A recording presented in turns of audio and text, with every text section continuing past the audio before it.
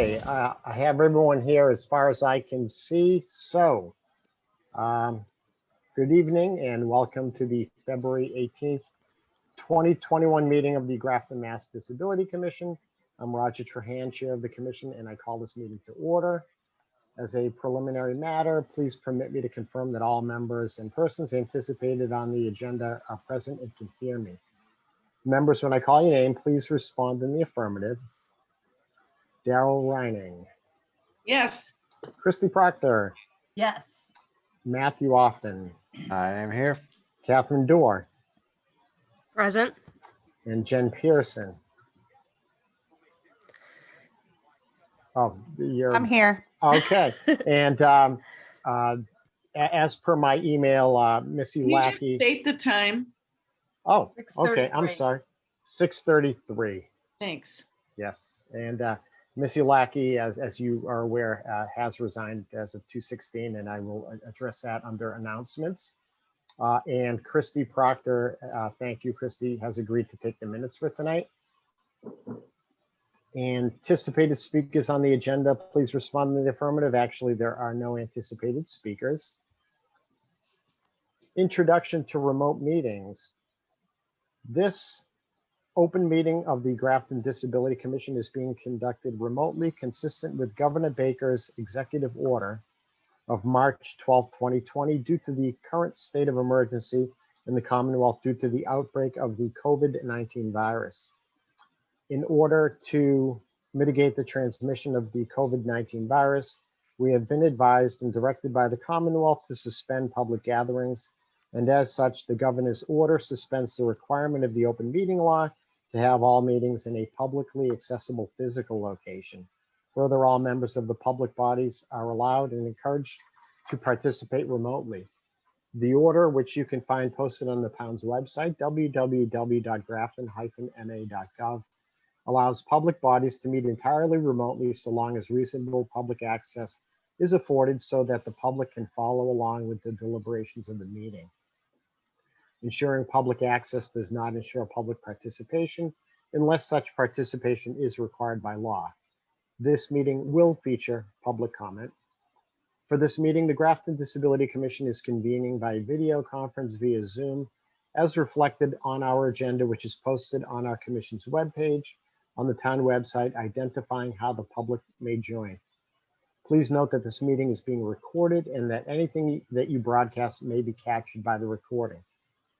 Regarding meeting materials, all supporting materials that have been provided members of this body are available on the town's website unless otherwise noted. The public is encouraged to follow along using the posted agenda unless I note otherwise. At this point, I'll stop myself and mention that I did email a couple of documents yesterday, or was it this morning? I don't recall.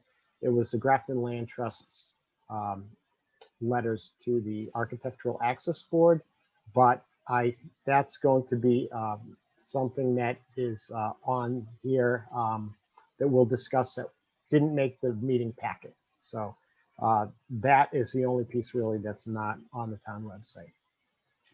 Regarding meeting business ground rules, we are now turning to the first item on the agenda, but before doing so, permit me to cover some ground rules for effective and clear conduct of our business and to ensure accurate meeting minutes. I will introduce each speaker on the agenda. After they conclude their remarks, the chair will go down the line of members, inviting each by name to provide any comment, questions, or motions. Please hold until your name is called. And further, please remember to mute your phone or computer when you are not speaking. Please remember to speak clearly and in a way that helps generate accurate minutes. For any response, please wait until the chair yields the floor to you and state your name before speaking. For items with public comment, after members have spoken, the chair will afford public comment as follows. The chair will first read public comments / questions received in advance of the meeting, followed by real-time board and/or applicant responses. Public comments during the meeting will be conducted through the chat feature in Zoom. The chair will read real-time comments and questions typed by computer participants in the chat feature, followed by real-time board and applicant responses. Finally, each vote taken in this meeting will be conducted by a roll call vote. Okay. All right, so under announcements, even though we don't have to list them, I listed some announcements, but I will push all those A, B, and C back by announcing and reiterating that which you now know, that our current clerk, Melissa Lackey, resigned, citing personal and family and work commitments, effective as of 2/16/21. So that was also, aside from all of us having a copy of that email, I had actually forwarded that email to Peter Carlson, chair of the select board. So select board at their presumably next meeting will go through the formality of accepting that resignation and then moving forward with posting the vacancy, which is for the remainder of her unexpired term through 6/30/2022.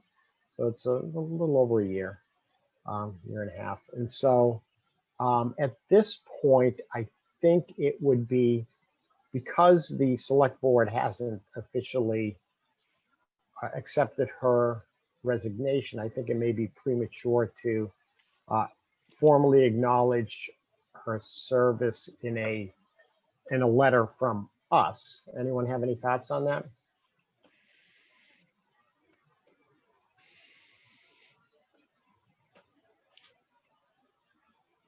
I mean, we could always, I mean, traditionally it's the appointing authority that is the one that usually typically thanks someone for their service. I think it's more as a courtesy that I have moved forward with promoting the idea of the committee itself also doing so, even though it isn't really necessary. I think it's just a nice gesture. Everyone okay with waiting until the next meeting, which would follow the select board's formal acceptance of her resignation? That seems like the most proper way to do things to me. Okay. Yeah, Okay. I'm fine with that. And I did get confirmation from Joanne that that's in our next packet and agenda. good. So, yeah. All right. Thank you, Matt. And so under announcements, the White House press briefings will now include an ASL interpreter. That's long overdue. So, high five on that. It's a great service that is long overdue. I'm just surprised over the years that the states, during their formal emergency declarations and announcements and updates, have an interpreter, but at the federal, that's been lacking, sorely lacking at the federal level. So I'm glad to see that. Second, under announcements, the Mass Office on Disability Virtual Disability Summit has now been finally rescheduled as a Zoom conference on Thursday, March 4th from 9 a.m. to 1 p.m. And the focus title is Reasonable Accommodations and Socialization in a Virtual World. So I have been on the receiving end of the emails, and I think you have been, Jen, too, right? From having initially been signed up. That's correct. So if anyone goes onto the Mass Office on Disability website, I think it's certainly within time frame to sign up, and I will do my best to make the time to attend that. It sounds like something that will be really useful, and if I can't, you're the go-to person, Jen, to give us a rundown at the following meeting. So. And then you probably all, or should have all, received a lengthy email and some detail and links regarding the annual requirements pertaining to the conflict of interest law and open meeting law. And the deadline to complete the online program is Friday, April 9th, 2021. And I think you probably, who knows, Matt, whether you received it multiple times being on the various committees that you're on. So. Yep, I've done that. I think I did it in July. Oh, okay. But yeah, absolutely. All right. So That's did right. anyone not receive it? Okay, good. All right. So under correspondence, anyone have any announcements that they want to put forth regarding anything disability related? Sure.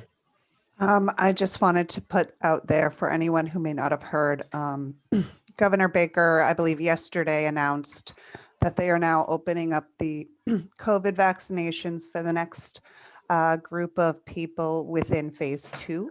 That will include residents who are 65 and older. And this also does start including people who are on the list with high risk conditions. The list can be found on the Mass website, mass.gov/COVID vaccine. And so we may have many residents. I know that the North Grafton CVS has been fully booked for all of their vaccines. I happen to be in this high risk group myself. So there has been a bit of a struggle with both the state website, but I did want to make the announcement that for anyone who is now 65 or older, or has 2+ of the high-risk medical conditions listed on the CDC or the mass.gov website, you're now eligible to sign up for vaccines. And the website should be vaxfinder.mass.gov, vaxfinder.mass.gov. And if you have any problems with the website, residents can dial 211. There should be phone prompts so that you can go through the system, and they should be able to assist you setting up vaccine appointments. Thank you so much, Jen. That's extremely useful information. Everything has been changing so frequently, and now we're in a transition from one phase to the next. It's I think been a daunting task for everyone. So I'm hoping that everyone can get vaccinated in a timely fashion. So thank you, Jen, for that information. Does anyone else have any announcements that they'd like to share? Okay, moving forward then, item 2 on the agenda. I didn't receive any formal correspondence, and I guess anything that could have been considered correspondence is actually pushed back to new business regarding a citizen complaint regarding snow removal. So I guess we can leave number 2 blank. Okay, item 3 on the agenda, Grafton's ADA self-evaluation transition plan and any other accessibility updates. A, subcommittee update. One of the things regarding Catherine and Matt subcommittee update is I inadvertently put recurring agenda item, but then I put to be tabled. That actually was a typographical error that I initially thought was going to be the case at our last meeting. And then Catherine and Matt did meet. So I apologize to everyone for inadvertently putting it on the agenda and then saying that would be a tabled item. Is there any update notwithstanding? I mean, I think we've done our work to the extent that it can be done. So I guess my only question is we had brought up the idea that Missy would kind of maintain the tracking against the plan. So Right. I'm not sure if that goes to the new clerk, presumably. I don't know. So that's just something that needs to be discussed in terms of how we actually track that. So yeah, and I think and I had thought of that as well. I think the discussion was such that it was Missy's comment, and we all just by consensus agreed with her that said it seems like a logical thing that would be assigned to the clerk. And so I think it's presumed that absent any other rules or policies that we have, we typically go by Robert's rules. And it's my understanding that at any meeting that even if it's not posted, reorganization is on the table if anyone so chooses. But I could certainly wait until next meeting to put our reorganization on the agenda. Does anyone object to that? no, that sounds fine. Okay. So let me ask you this, Matt and Catherine. Is it such that the the subcommittee update, is that, so this is more of an ongoing subcommittee so that your immediate work at hand is sort of like done? Are you, but that's not to say that we would vote to end the subcommittee charge, would it? Or, I mean, I don't think the subcommittee is required anymore. We've Okay. sort of put it together and I think we've got a mechanism for, managing progress against the self-eval plan. So okay. All right, then I guess I'll accept the motion. So I'll make a motion that we, I don't know, I guess disband or end, terminate. I don't know. I'm not sure what the right Yeah, terminology is, but basically that, that we disband the subcommittee for, I'm not sure exactly what the name of it was, but for breaking, it was the, for the breakdown of Grafton's ADA self-evaluation and transition plan. yeah. Yeah. That. Okay. Do I have a second?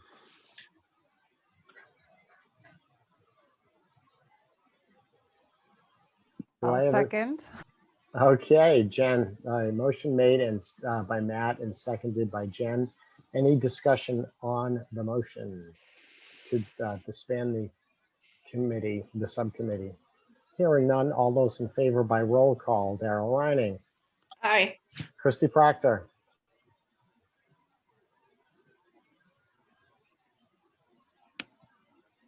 Christy, Multitasking. I'm sorry, I forgot I was muted. okay, Matt Hoffman, Aye. okay, Catherine Dorr, Aye. Jen Pearson, Aye. Roger Trahan. I declare the motion carried unanimously. Okay, item 3B on the agenda, I kind of put this on as a recurring, there may or may not be updates. The library, including library building project, Christy Proctor as the Disability Commission's liaison. Christy, any updates since last meeting? The committee for both their subcommittees and overall committees continue to move ahead at a really good pace. We did have some issues scheduling due to the snow, the live in-person at the library furniture petting zoo, as I call it, where you get to look at the furniture and try it out. And it was really intended for both the staff and some of the other folks to see the task chairs and some of the other options. I chose not to go because I don't feel like they needed my input at that point. This is really a personal preference, and the less people, the better, in my view. But other things continue to proceed, and the plans are still in place. This snow and weather does nothing to hinder the work being done inside of the building. And once again, the invitation stands. If you would like a tour at 3 o'clock in the afternoon on Fridays from Andy DeShaney, please take advantage of it. You will be so impressed by what work has been accomplished to this point. It's fabulous. Are you saying Fridays plural or Yeah, this every Friday? Friday at 3 o'clock, whoever. Oh. You just need to text or email Andy and tell him you're coming. Oh, that is awesome. So how long is the tour? 3 Well, hour tour? I'm pretty chatty, so it took an hour Okay, because I wanted to look at everything. okay. But some people, it only takes probably half an hour. Is it limited based, I'm sure social distancing protocols are required. Along those lines, is there a limit on the number of attendees? Not that I know of. Okay. Or they could stagger them, so. All right. Okay. Any other I have a updates? question. Oh, yeah, Daryl, please. So Christy, is Andy doing that for the public or is he just No, doing that for committees? That's a paid position. He's the project manager. So how do people know that Andy's touring people on Fridays? The Friends of Grafton Library, make sure everyone's aware because someone from the Friends is also there too, ready to talk you up about shaking you down to fund some projects, furniture, space, you know, items that aren't included in their overall town budget to fund. They're so nice about it and earnest. But anyways, yeah, so Andy's the project manager. This is what he does. He manages lots of projects. He's done the Williams College Library, and yeah, and really thanks to him, I think it is under budget and on time because he's there overseeing everything. Right. So Andy doesn't leave and they don't put their tools down, you know? So he's really good. And the construction is just amazing in there, the work they've done. I'm excited. Whenever I drive by there, you know, especially with Blake, he's 9 and he's just psyched about the prospect of this thing opening up fairly soon. It's just an amazing project, and I'm looking forward to it. I'm thinking like all the various blogs and like in all things Grafton. You know, maybe I'll just throw something out there. you know, have a few thousand people at least have potential eyes on that. I'm sure there's a lot of people that don't know and would love the opportunity to see this, you know, in progress. All right, item 3C on the agenda, Rec Department Accessibility Project Update. I kind of have kept this as a recurring item, not anticipating that it'd be a whole lot, if anything, during the winter months. But I did email Jen Anderson, our rec director. And I had asked Jen, have you received the determination from the Architectural Access Board regarding the matting? That's really the extent of the project, you know, query that I put forth. And she said, no, I have not. I at least have an acknowledgement of my email so far. And so that was a reply to me yesterday, the 17th. And so that was with respect to the matting and the acceptability or an exception to the rules regarding matting on non-playground surfaces. That's really it. Item 4 on the agenda, 2020 report of the Disability Commission. We had just 4 people at our last meeting, so we had agreed to table this. Hold on a second. I will accept the motion to approve this, but I can tell you I'll have some comments on changes. Do I have a motion to accept the 2020 draft report of the Disability Commission for the Grafton Annual Town Report? I will make that motion. Okay, motion made by Jen. Do I have a second? Second. Okay, motion made and seconded. Any discussion on the motion? Okay. So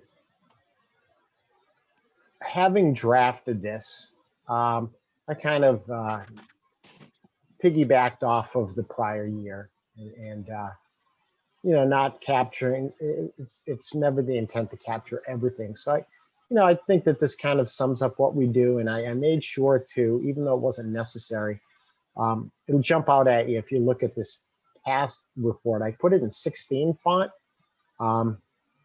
even though most others are in 12 for the other committees. One of the things, and it's really the only thing that I had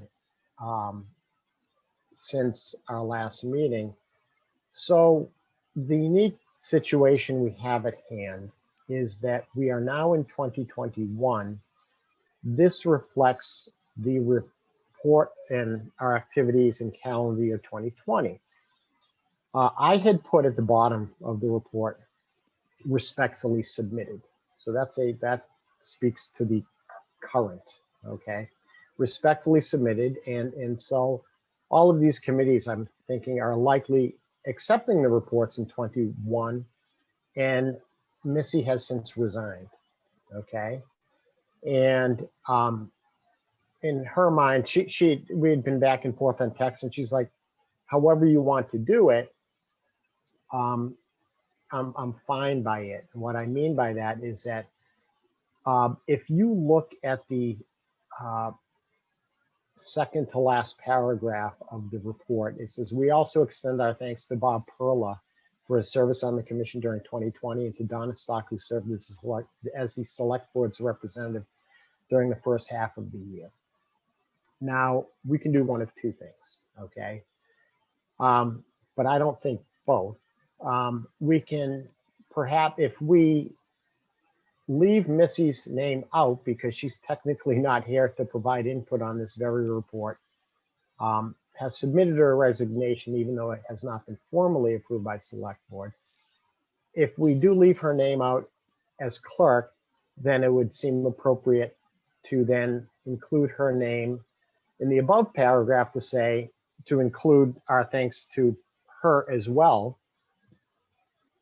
as people will not be reading this report until it's printed in April or May. So do we include a thanks to Missy and then leave her name out of this or not? So yes, Christy. No, hold on. To answer your question shortly, no, we do go by the calendar year only. Okay. And so that next year, if you start writing your report now, Roger, you Right. can add that as a placeholder.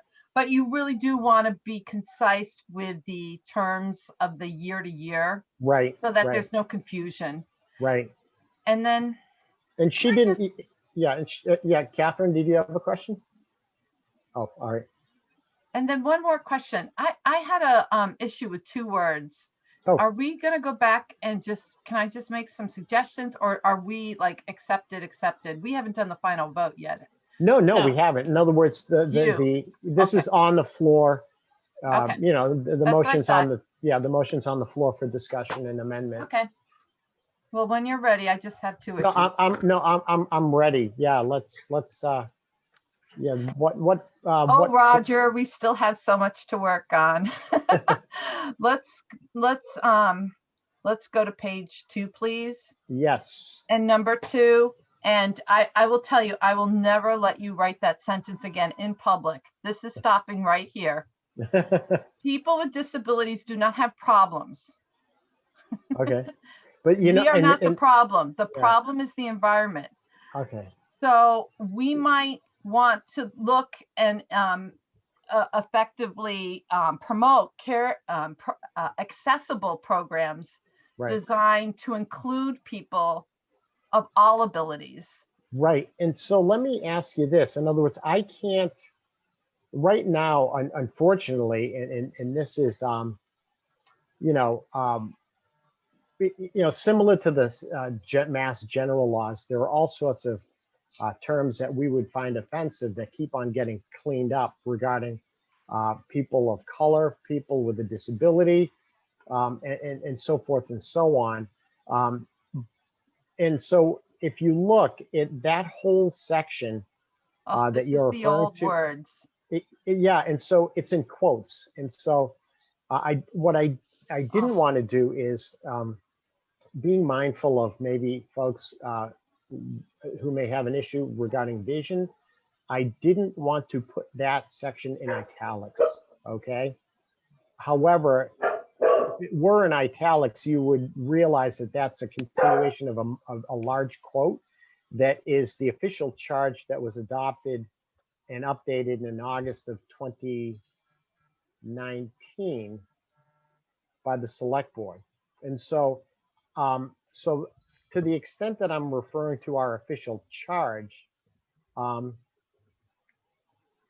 we could, if the committee wants to, I think we could potentially add,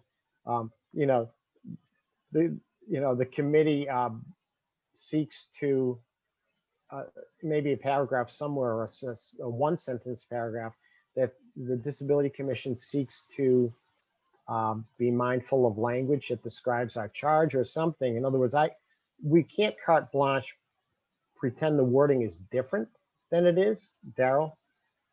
So I suggest that we put a paragraph or at least a statement right after the first paragraph before it leads into the charge, Okay, that the Disability Commission in the upcoming 21 year will be working to reword. Mhm.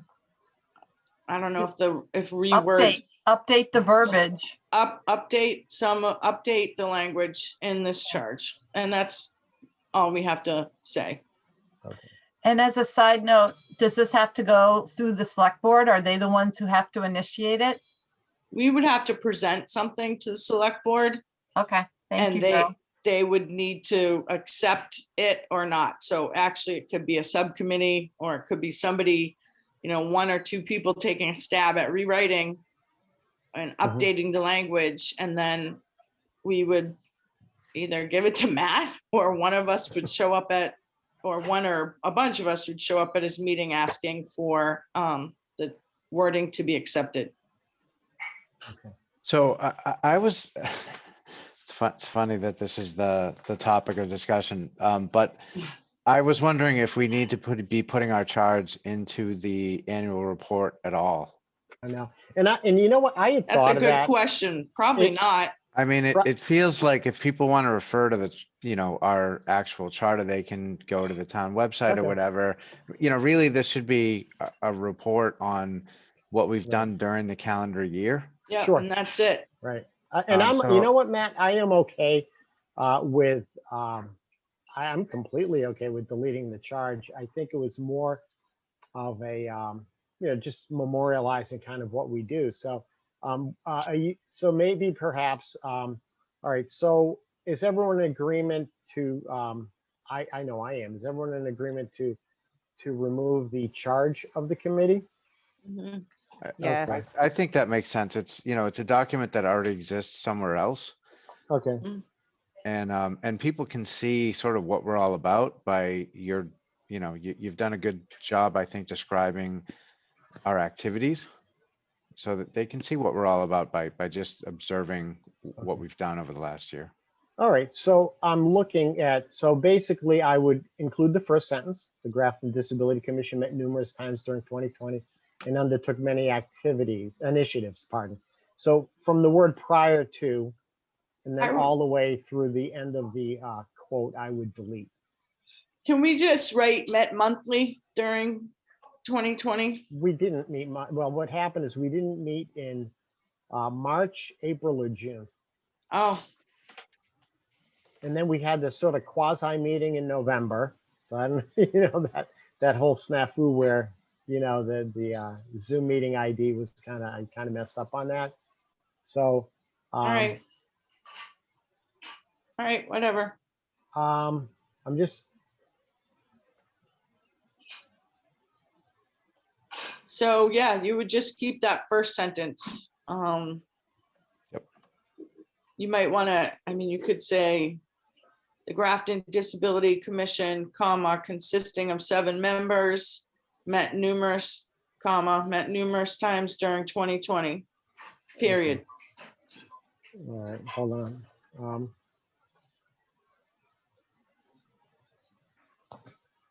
Hold on a second. Because what I'm going to do is I'm going to submit this to, unless Christy wants to do it, I'm okay with doing it too. Submitting this to Cindy I tomorrow. So you're saying Daryl, the Grafton Disability Commission, consisting of 7 members, Yep, met numerous times during 2020. period. Okay.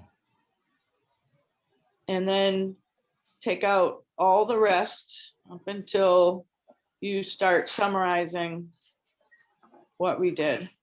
Okay. So delete charge Yep, and include summary. and that's it, really. Okay. Can be that simple. Yeah. And so, yeah, I think, in hindsight, it's probably overkill to have included the charge.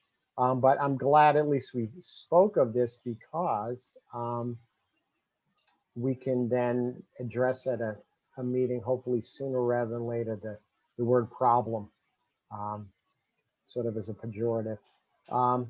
You know, that gets my blood pressure going. I know. mean it. It's like, Catherine saw me get hot before. So did Daryl. So you guys, I wear that one thinly on my Okay. skin. Okay. You were the social model's like largest proponent. All right. So, all right, cool. All right. So, anyone else have any recommended changes to the document aside from tweaking the first sentence and then deleting the charge? I would, just because this is a formal document and you're Yep. saying thank you to so many people, Yep. I would just say Jen Anderson deserves special recognition and appreciation instead of a shout out. Okay. That's it. Okay. Yeah. Special recognition and okay. And appreciation. After all, she is the first one from the town to join in our efforts and Yeah. succeed. I mean, she's gone above and beyond in so many ways. And I appreciate shout out, but I think we need to Be more formal. Mhm. be more Okay. formal and more recognition. Shout out sounds too casual. Okay. All right. All right. All right. So deserves special recognition and appreciation. Okay, for her countless hours. Okay. Thank you for pointing that out. I think that, yeah, having the more formal document, as people are looking back at this 100 years from now, it's like, what? But no, I appreciate that feedback, and yeah, that has a better sound to it. Any other recommended changes to the document? Christy, do you mind? I have the Word. I can remove the draft thing, and I can make the changes, and I'll submit it tomorrow morning to Cindy. And would it be appropriate if, Roger, if we had a Google Drive that we could share this between us so that you can see what I'm working on and I can see you and we don't have to keep emailing back and forth? Or is that not allowed under town? Yeah. I don't believe it is, right? Okay. Jen's got her hand up. She might know. Yeah, Jen. I'm pretty sure it isn't, but I just want to check. I just want to say, I think this is one of those things I touched on briefly during my very first commission meeting. And I think it is one of those things that I was actually going to bring up briefly under new business. Christy, I believe it was you perhaps who had volunteered to be liaison with me. And I was thinking now is likely the appropriate time where we reach out and see if we can meet with the new management analyst and communication specialist, because this might be something broadly that he can help us with in terms of resources for the community outreach. I know that's something, that's been big on what they want his role to be in the community. And I did want to mention also, hopefully, I'll bring it up again later, but Okay. Grafton CPAC does have a separate thing with resources and aspects. So later on, I'd like to bring up, hopefully being able to invite Leora and Heather to a future meeting so we can coordinate with what they're doing. So let's, so Christy, let's just hold those two items for new business. Thank you, Yeah. Jen. And I think to your question, Christy, I think that having a Google Drive with input, anything that is even a serial conversation, this would be considered a serial conversation. And once it is a serial conversation that is involving a quorum, then we run afoul of the open meeting law. So Right. I So would, yeah, I was gonna bring that up. I think that we need advice on what's allowed, because I was wondering about the serial and the quorum if we're all on the same docs and we're contributing to them. But, Mhm. you know, we did not, when I was on school committee, have a Google Doc for all of us to get into, but, Mhm. you know, we did for Yes Grafton. I think And my understanding of it is that you can work together, you can collaborate to prepare materials for a meeting. What you can't do is you can't have any communications that are directed to the rest of the commission, which would potentially influence any kind of decision or vote. Right. But sharing a document, so this is an issue with CIPC. And we do have a Google Drive that's shared amongst members, but we don't have any email threads that go back and forth to discuss that document or sort of substantially have any discourse with regards to the content of that document. But it's okay to share a document amongst a group of people and collaborate on that document to prepare for a meeting. So long as there's no Deliberation. or Yeah. deliberation or I guess no yeah, comments on the doc. there's no comment or Right. influence. Yeah, and that's so I think, you know, generally it's okay to have a shared location, because I don't know how you do it otherwise. The intent of open meeting is that the public get the opportunity to view deliberations on any particular topic. Right. But preparing a document is not, it's not in the nature of having deliberations outside the purview of the public. Did you get an official opinion on that, Matt, when you guys set that up? It's really loose. I'll tell you, no, because I got called out on it for a finance committee working group that got put. So I went down the rabbit hole with what are all of the rules with Yeah. subcommittees and sharing information and all of that. And it is a little bit loose. It's not completely clear, and it's not it's not a prescriptive law in that way. So I think, you know, that as a commission, we need to respect what the intent of it is, which is Yeah. we're not deliberating outside the public purview. And Right. Mhm. but sharing a document and collaborating on a document, so long as we're not making decisions as a body with a quorum, or, you know, it's sort of the same thing as social media, where you can actually have a quorum in a group on social media commenting on things, as so long as they're not directing those things to the rest of the body. Mhm. And there's no open deliberation of topics amongst those members. It's a little bit tricky, Mhm. but, you know, as a public body, we also have to be we have to have some reasonable way to do our business. Right. You know, so it's not a real prescriptive thing, but I personally would feel very comfortable sharing and collaborating on a document, so long as we're not actually doing any deliberation or any discussion of topics that might generate a vote. And you may want to consider too, where we've had some turnover in the commission this year, and most recently with Missy resigning, where she had been the clerk, things that have been actively being worked on, such as that Excel spreadsheet, just having it in a centralized location. When you look at something like Grafton CPAC, you have a loose organization of parent members in the community. And so for them, they're just posting their draft. They're not discussing, but it's there so parents can go on ahead of time when they have a chance at the meeting. before the meeting and take a look at the meeting minutes from the previous meetings. And that way, when it comes up for a vote or any discussion, whether or not there need to be any changes, everybody has had access to that document and any collection of resources that CPAC has put together. And, you know, Bob Wall has it up on their website and they manage it.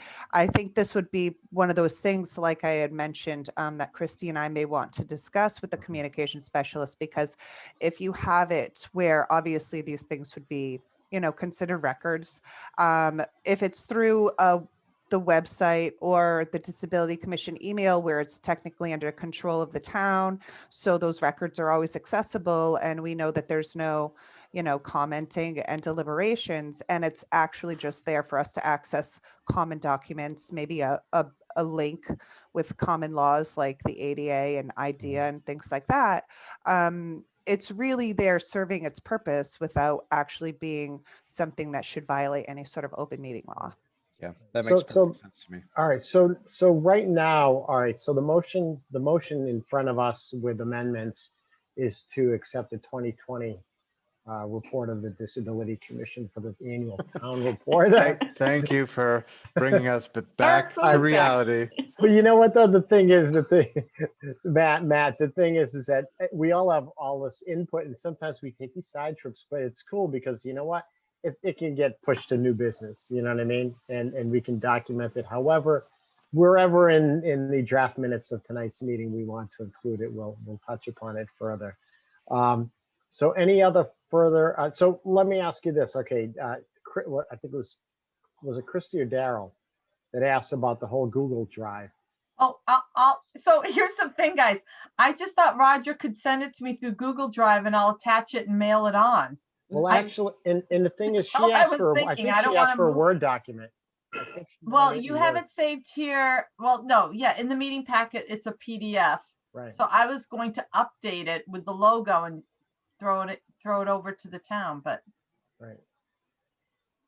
I mean, well, the thing is, it doesn't, I don't know if it needs the, but I if you don't know want to how. email it, go ahead and Roger, just go ahead and email it directly. Okay. All right, that's fine. All right. Okay. All right. I'll do that first thing in the morning, provided we vote in the affirmative. So any other input on the motion and in front of us to accept the committee report as with the changes we've agreed on? Hearing none, all those in favor by roll call: Daryl Reining, Yes, Christy Proctor, Yes. Matt Often, I, Catherine Dorr, Aye. Jen Pearson, Aye. Roger Trahan. I declare the motion carried unanimously. Okay. All right. So next item on the agenda. All right, we have 3 sets of minutes, but we'll have to agree on something to do with others. 9/17 of 20. Okay. Do I have a motion to accept the meeting minutes of 9/17 of 20?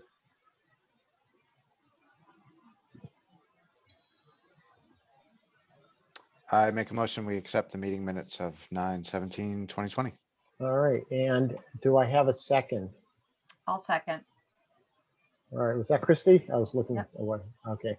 Motion made by Matt and seconded by Christie to accept the September 17th, 2020 minutes. Do I have any discussion on the motion? Okay, I had a couple of things, okay? And looking at this, the under attendance, Daryl was absent, and so I'm looking at, hold on a second, I had my notes, okay. Bear with me. I'm trying not to belabor the discussion of this particular She just needs to Item. add, we just need, does anybody have this in Word? No. Okay. I don't think so. Wait a minute. Do I?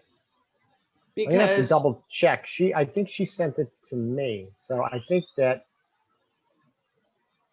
I don't recall whether she sent it to me in PDF. If she did, it has to have been in Word. well, in order for it to change, we need it not in a PDF. Okay. So we need to add that I was absent under attendance. Yep. Yep. Um, And I don't see his meeting start time. yeah, and well, it says, Roger calls meeting to order at 6:40. Oh, okay. So, So absent is Daryl. Here's what I ended up, I remember, and maybe we should have approved them at the last meeting. Okay, so what happened is that we made the distinction at the last meeting about that which is sort of grammatical formatting, those type of not errors, but things we could brush up on, versus that which is substantive. Okay, so what ended up happening is that a lot of the questions or comments, things that I had written to myself as notes, a lot of them were formatting. Okay, so for starters, I guess I'll ask for input on, from a formatting perspective. Okay, if one were to be looking at the agenda item numbers versus how this came out on the draft minutes, what happens is the way we put our settings on our computer, sometimes as we press enter, enter, enter, instead of bullet points, we can do numbers, we can do letters, we can do all this thing. So what happened is that I think on the Word document, as she was going down the line, things got renumbered in a very extensive manner. Looking back, I think that if someone, knowing that this was the only meeting that didn't end up being recorded, there's no way to go back and, for instance, see who made some of the motions and or some of the seconds, or the fact that there were roll call votes and and such. And in hindsight, because Missy was typing away, I'm nearly certain that's the only record there is. You wouldn't do both. You wouldn't be typing away and writing as well. So to sort of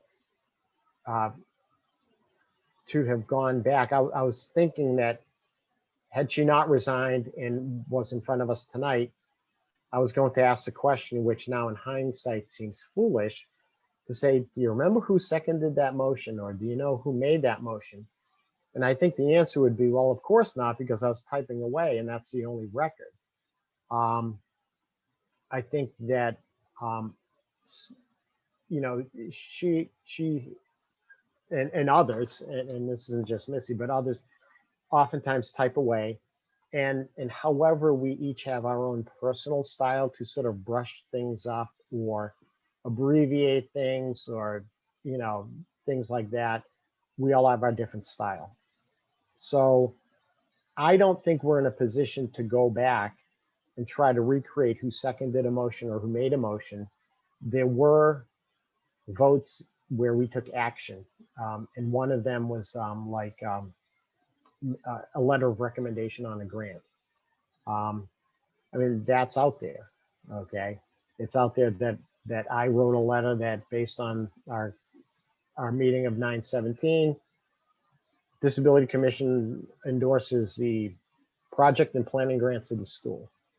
But we don't know who seconded the motion, or on another decision, who made a motion or was seconded, like thanking Bob Perla for his service. So I mean, I'm looking to keep things as is. What do you think, Daryl? I can't hear you.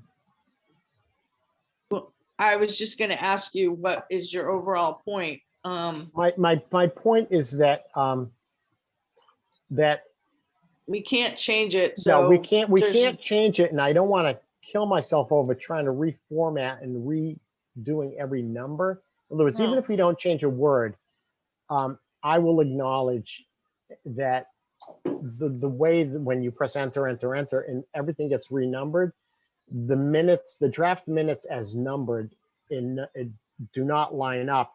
So like the buttons and the buttonholes on your shirt, they're all like sort of just, there's more items on the minutes than were on the agenda because of the whole enter button created a new number that Yeah. really isn't the new agenda item. And I think I mean, anyone who would go back, and it's probably, I can't imagine anyone would be going back and comparing the agenda to the minutes, but if they did, the numbers wouldn't line up in any understandable fashion. That's all I'm saying. And I guess I'm okay with that because things aren't going to be perfect. We just need to move on. I don't want, I think in last month's meeting, I think I was sort of getting hung up and getting stuck in the weeds. And I'm looking at it, I'm like, you know what?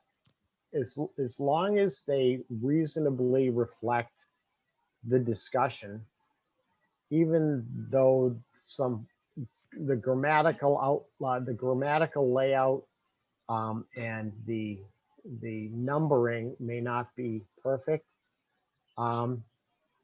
I mean, we had an agenda, we had a meeting packet, I think, for that meeting. And we had a discussion, and I think we will just simply move on. The question is, though, it says submitted by, all right? So when we submit these as a proof to the town clerk, and Missy submitted these while she was prior to her resignation, who do they need to be submitted by anyone? I don't think she signed off on these as submitted by or prepared by. Well, So- We can add that in. Mhm. We can add that in, and then we can sign off and say at this, and then you do a little addendum underneath, emailed to town clerk's office as approved, and then date timestamp. Mhm. So that covers us. I'm not sure what but I'm saying as far as, in other words, the draft as submitted to the committee and then okay. So we remove the draft because they're now approved. Okay. And then underneath where normally it would say submitted by, we can still note that Missy took the notes, but these were submitted to the town clerk's office. Okay, so draft submitted by Melissa approval Lackey. by. I'm sorry, what was that last sentence you said? So say, Roger, you want me to go ahead and submit these now going forward that Right. that were actually originally Missy's. I would say these I would now do everything I needed to do to approve them with the final copy, but at the bottom, since she didn't put her name in, I would insert her name that it was prepared by her and Mhm. submitted to the town on such and such a date by Christy Proctor, commission member. All right. So Yeah. do we want to put prepared by Melissa Lackey and Yeah. as of the date that she prepared them and submitted them to me? I mean, I No, don't think you don't just need have a date, just, yeah, Just the prepared approval by. date. Okay, so basically draft prepared by Melissa Lackey. Yeah. Okay. All right, and so, yeah, all right, that's cool. Because I think that, we just need to clean, do the minutes and get them done and not get hung up on them. And I think I was getting stuck in the weeds on this. All right, so I will have to research the locating it in Word. And if necessary, ask Missy to send it to me in Word. Yeah, she should, and you And should, And she may, and I'm not sure if she did, I don't recall whether I created this PDF or whether she did. I'll have to look back. I'll just look back in my Hotmail emails. And then, all right, so what I will do then is, oh, and then the other thing, thing I would add, and I happen to have made note of this, is under adjournments, I actually, for some reason, had some chicken scratch, okay? Where under adjournment, it was the meeting, the motion was by Missy and seconded by Christie. And at what time? Because there's no time. 8:53. Okay, So motion made by Missy, seconded by Christie, okay. and by roll call.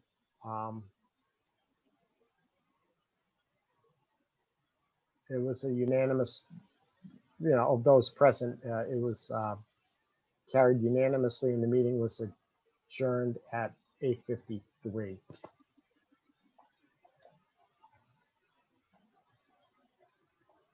Okay.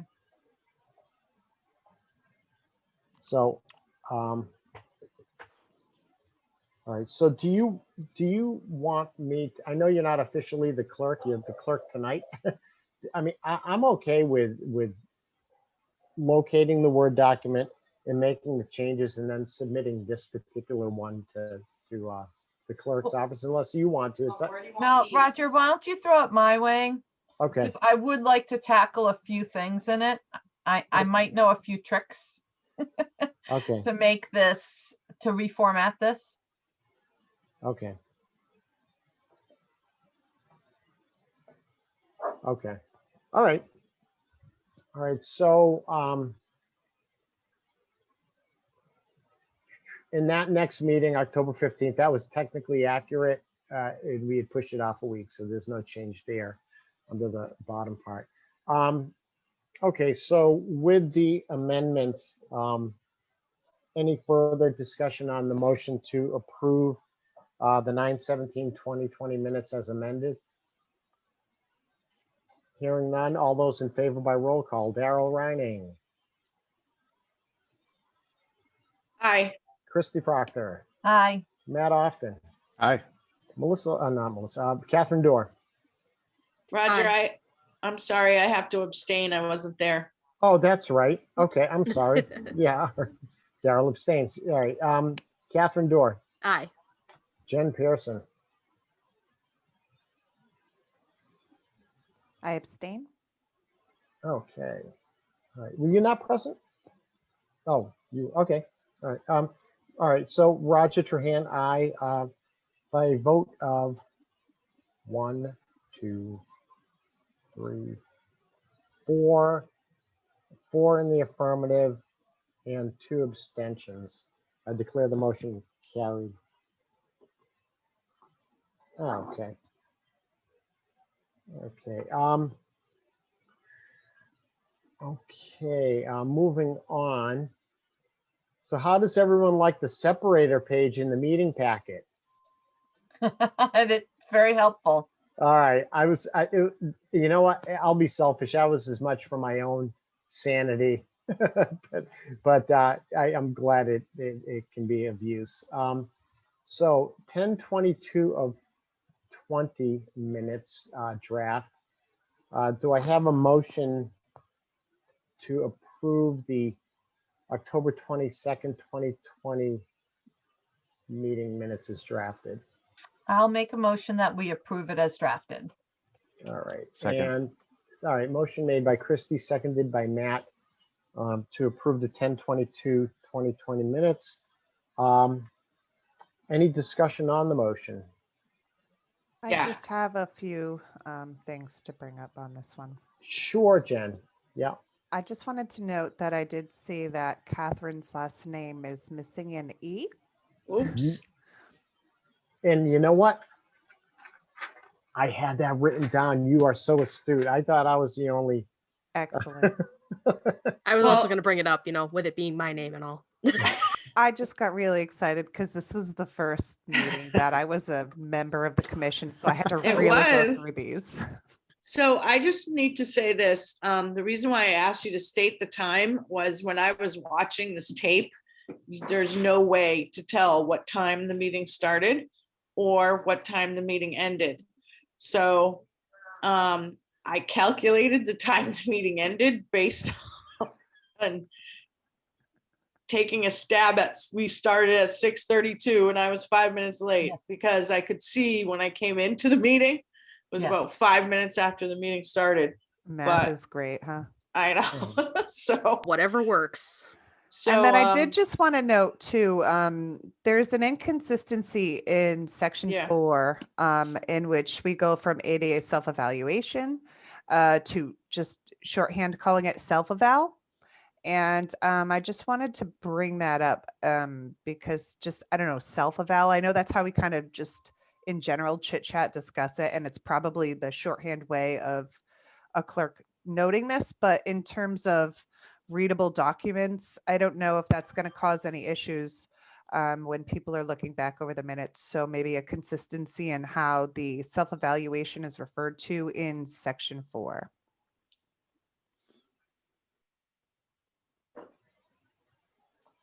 I don't care. I'll change it. Right, so the other thing regarding the adjournment, I actually took my notes and we adjourned at 8:28. Did you have a different time? What time did you? Probably. Hold on a second. I'm looking. Oh no, I had 8:28.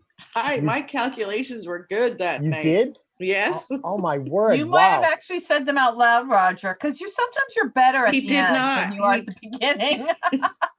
He did not. I No, stuck I it didn't. in my mind Yeah. too. Wow.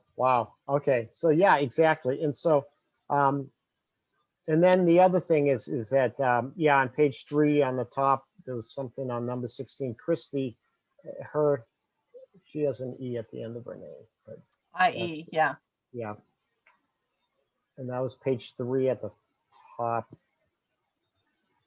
I thought I caught all those too. Yep, that's okay. the I number am not offended. on number you're 6 still- on number 16, and I then love, I'm sorry.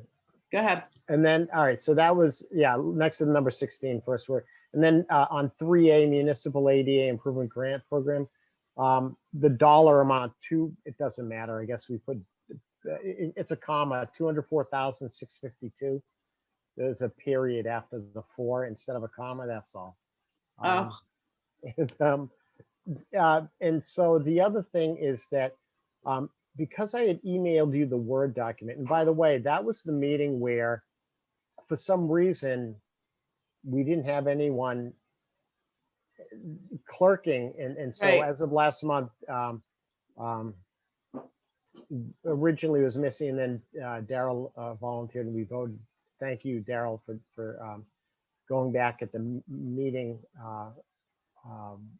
recording. And having sent you the Word document, one of the things I do just as a public service, if anyone has any questions, I've put at the end of the document of the agenda, my name, my phone number, and email. Yeah. So under respectfully submitted by Daryl Reining, you can delete my name and number and email because that was actually just the last line of the agenda.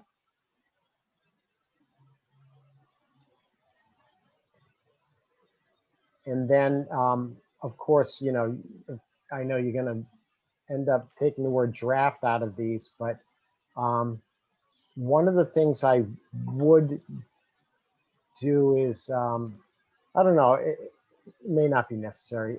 You would put meeting minutes and then the word agenda meeting notice. I guess that gets deleted because it's, or does it? You put like you inserted meeting minutes, and so we know that it's minutes because it now includes detail and votes and things like that. So I guess we could leave that alone. I guess the open meeting law and all that technicalities requires you only on the second page of a multi-page document to put the date of the meeting, but you don't have to do it on subsequent pages. But I'm not going to fret over that. Does So say anyone that else? again, Roger. So every page of the meeting document should have a header or a footer. No. Only the second page of a multi-page document, and it didn't make sense to me, but they're like, even if it's 3, 4, 5 pages long, you don't have to put the date under the subsequent pages, only on the second page. Doesn't make sense to me why that is, but I wouldn't fret over it. I mean, I think we're doing a good job. So does anyone else have any comments on or changes or input on the October 22nd, 2020 draft minutes? So Daryl, you'll be submitting these to the clerk? Mhm.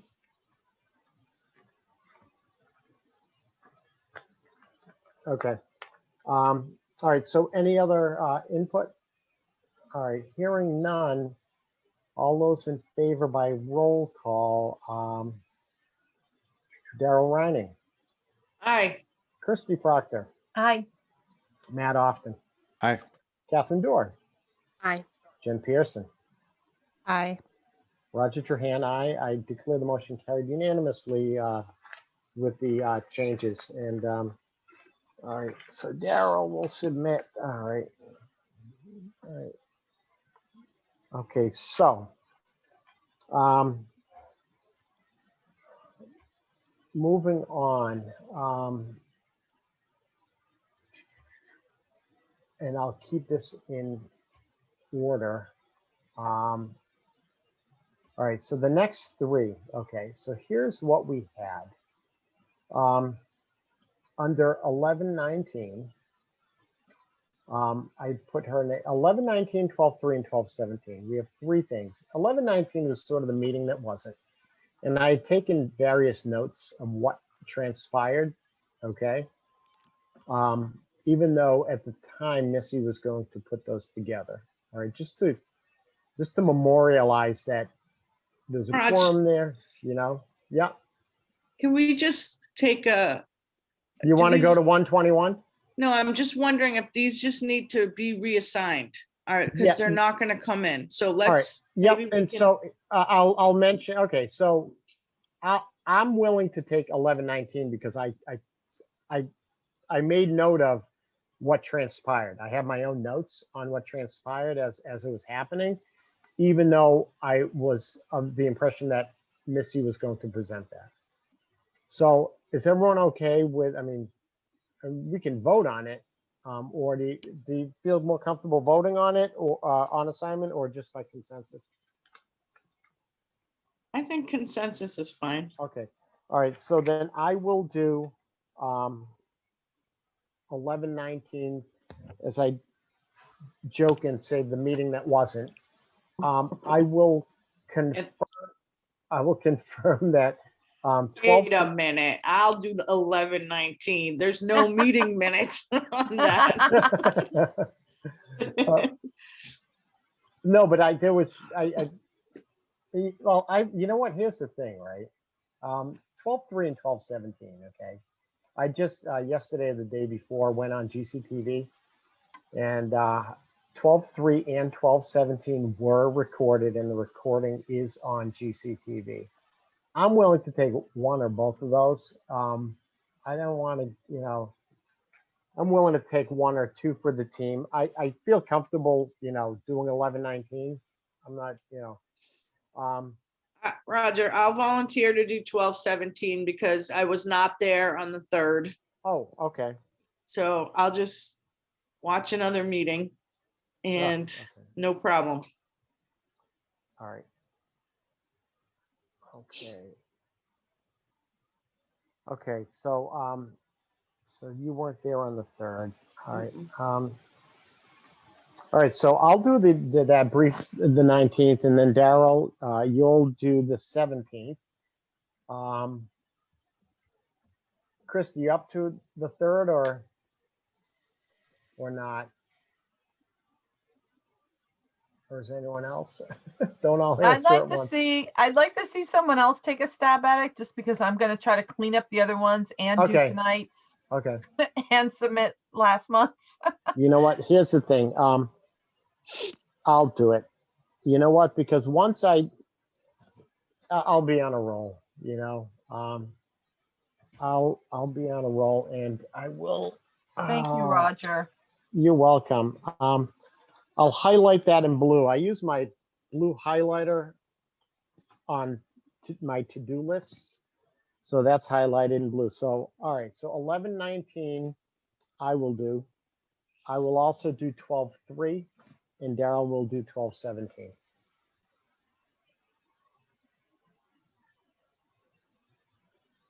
Okay, and everyone cool with that? Okay. All right, so hold on one moment. I'm just gonna put, I had some meeting materials on my lap here. Okay. All right, moving on. January 21, 2021 meeting minutes. And I can pull those up and work on them while we're Okay. talking. All right, hold on one second. Oh, okay. All right, do I have a motion to accept the January 21st, 2021 meeting minutes? I move we accept the January 21st, 2021 meeting minutes. All right, motion made by Daryl to Second. approve. All right, second by Matt. Any discussion on the motion? Could I please be added under absent? Thank you. Oh, okay.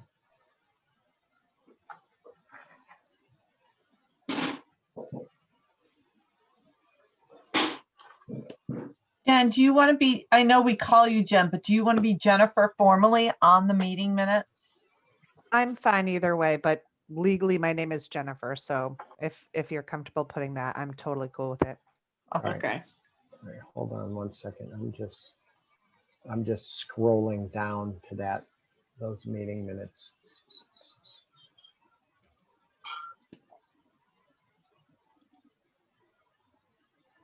Oh yeah, okay, so, all right. And does anyone else have any comments or amendments or anything like that? All right, so, Yes. Catherine. yeah, Catherine. Yes, I do. I was just looking at it and one little thing. I think select board is two distinct words. It's grouped together in a few places, Okay, like under 3C notably. all right, So all right. Matt, can you confirm or deny? I think it's select board cap. It is two words. Yep. words, Two yeah. words with capital. Okay. Okay, because I'm so used to select men from growing up yeah.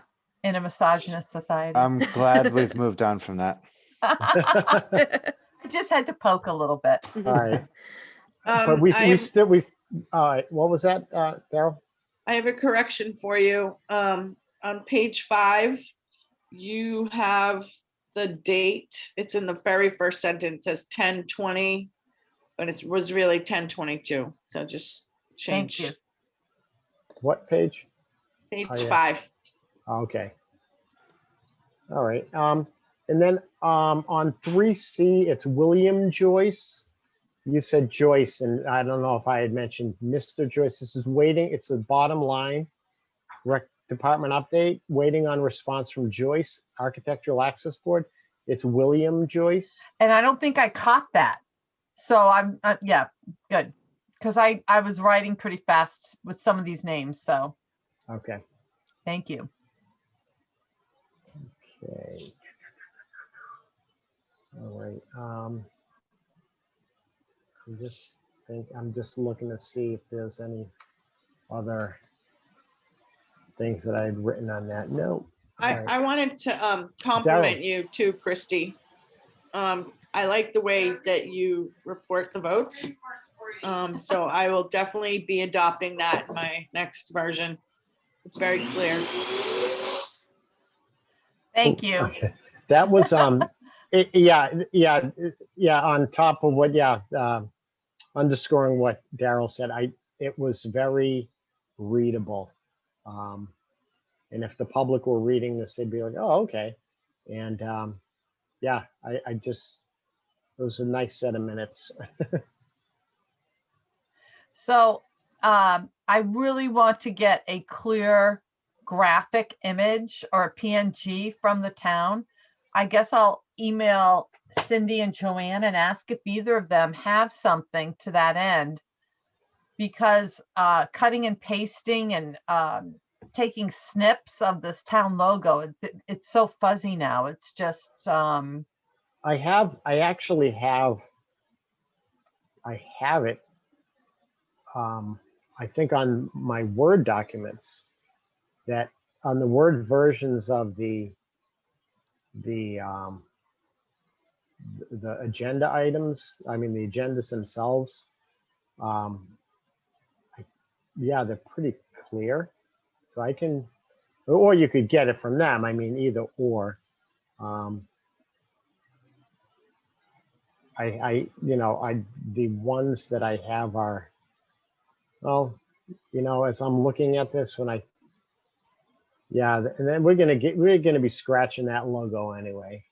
okay. But the Grafton Indian eventually, the mascot went by the wayside. But I think that, as I'm looking back, maybe even my own copies get grainier as they go along. So maybe it's not a bad idea to see if Cindy has some type of, what was the term you used? Began with a P, pan something. PNG. PNG. Oh, PNG. Oh, I thought never mind. Right. When you said, I thought you said, never mind. I thought you had mentioned that some word. The PNG. Gotcha. No. Yeah. Right. Okay, so let me make those amendments right now. And then I noticed on the other documents, at the bottom, I'll insert the link for the meeting packet. Yeah, Missy had done that for September. Thank you for doing that, because, and I'll make a correction to my own prior comments. The Attorney General's guidance on the open meeting law speaks of, and I was mistaken in saying that all the documents have to be attached, similar to a meeting packet, but they don't. But the reference at least has to be there to the documents that were discussed. So incorporating by reference that link is a really good idea. Thank you for bringing that up. I had overlooked mentioning that because Missy had done it for the September minutes. Okay. To include that, I guess, the PDF of the meeting packet, that hyperlink. Okay, so this is ready to go with the updates, everyone. Thank you. All right. I'll just get that logo in and it will be good to go. And I'll note that it was approved tonight. Well, I'll wait, but. Can I, so let me ask you this, not being as sharp as I can be compared to the morning, we haven't taken a vote on this yet, correct? Correct. All right. We're Okay. still in discussion. Okay, so any further discussion on the motion to approve the minutes as amended? Hearing none, by roll call, Darrell Riney, Yes. okay, Christy Proctor, Yes. Matt Often, Abstain. abstain. Catherine, Yes. Jen Pearson, Abstain. okay. Jen, it was your first meeting. Oh, wait, no, you were absent. I'm sorry. Forget Okay. it. I'm sorry. Okay. Okay. It's getting late, people. All right, Roger, so there was, Darrell was an aye, Christy was an aye. Yeah. Matt was abstained. Catherine was an aye. Jen was an abstain. Okay, Roger Trahan, aye. I declare the motion carried, 4 in favor, none opposed, 2 abstention. Yep. Okay. Okay. You have no idea how relieved I am that we're sort of past this, and that once we get the other minutes taken Yeah. care of at our meeting, I had, what's interesting is that some committees don't meet every month, but the requirement is minutes are to be approved at the later of the third meeting or 30 days from the meeting that just passed, which kind of presumes that you'd have to meet at least once a month and never be delayed on the prior meeting's minutes. And that, I mean, that's the best practice anyway, but so it'll be a nice thing to not, you know, have to do more than one set of minutes moving forward. All right, next item on the agenda. Old business updates. Gummery Wood, bottom of Wheeler Road. So this is not part of the meeting packet, but I emailed you the 120 and 122 emails that Rob Aberg, president of the Land Trust, sent to Mark Lesser at the Architectural Access Board. Things seem to be moving along, and they are going to be, the plan by the Land Trust is to block off what was the former entrance right there in the middle of the, you know, the parking spots right there, and move it to the left down at the bottom of Wheeler Road without interrupting or disrupting any dirt. It's my understanding just a few branches of trees need to be trimmed back, and they're going to simply go around that area of stone that was laid down.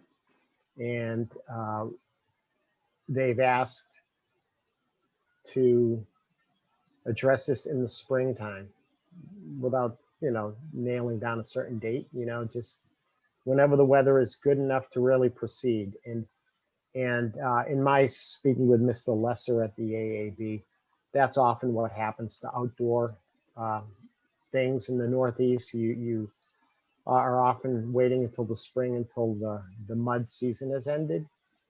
And so it's just a waiting game at this point. Mr. Lesser will,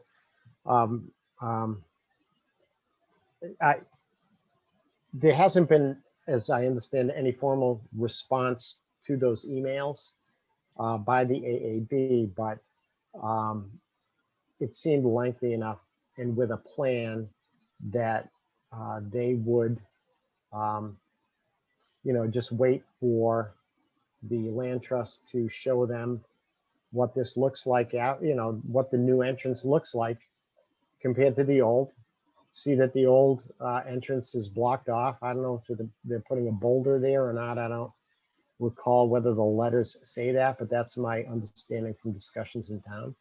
So it seems like that is moving forward to a resolution. So anyone have any questions or comments on the Grafton Land Trust Gummery Wood issue that arose out of the citizen complaint? All right. Mike's Mobile. As of the end of December, when Bob Berger had spoken with them, they were going to be building a ramp. It's my understanding that hasn't occurred. So Bob had replied to me in the past couple of days that basically there hasn't been any movement, and that, you know, if the AAB wants to make some visit or action, that they're able to do so. I don't know really what the authority of Mr. Berger is to do anything at this point, other than to defer to the AAB to sort of take it to their next steps, as far as whether it's a site visit or a public hearing or something of that nature.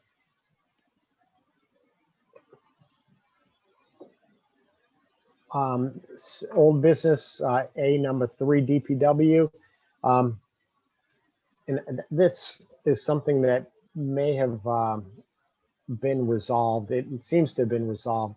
The fact that Bob Berger had mentioned that this building has been issued an occupancy permit. I guess that presumes that there's no deficiencies in in any way, including those that would be AAB related. So he simply said there's been an occupancy permit issued, period. And so, unless someone happens to visit that building and comes up with something, I think this issue can be put behind it. Not issue, but this item can be put behind us. I had brought it up only because it's the most recent building that had come online after the self-evaluation. And so they didn't get an opportunity to really go through the building after the occupancy permit was issued or right beforehand. So that I have no issue with this. Does anyone else have any questions or comment on the DPW building? All right. No, I mean, I think that's fine. I guess I'm just reflecting on like Fire Station 1, which was built pretty recently, which, there are some findings there. True. And the Like, police station too, actually. yeah, so I don't know, like, I guess I'm just struggling with Matt,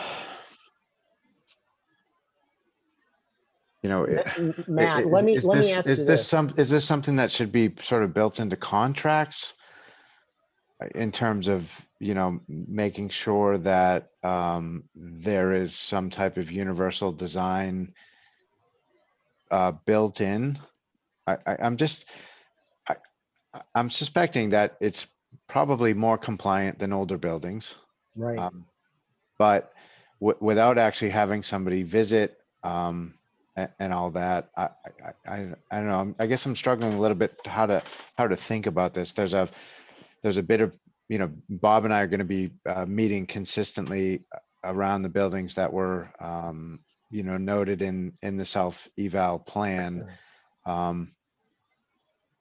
And how do we prioritize and think about, accessibility all around town, and we're never going to future-proof ourselves because, it's an evolving practice, I think, right? As we identify new needs and Yeah, I don't know, just and the thing is that it came out of a self-evaluation. In other words, it wasn't our own doing. It wasn't our own recognition internally that Station 1 was deficient regarding the running slope. Okay. Right. On the flip side too is that we really don't have, that I'm aware of, any sort of community access monitors.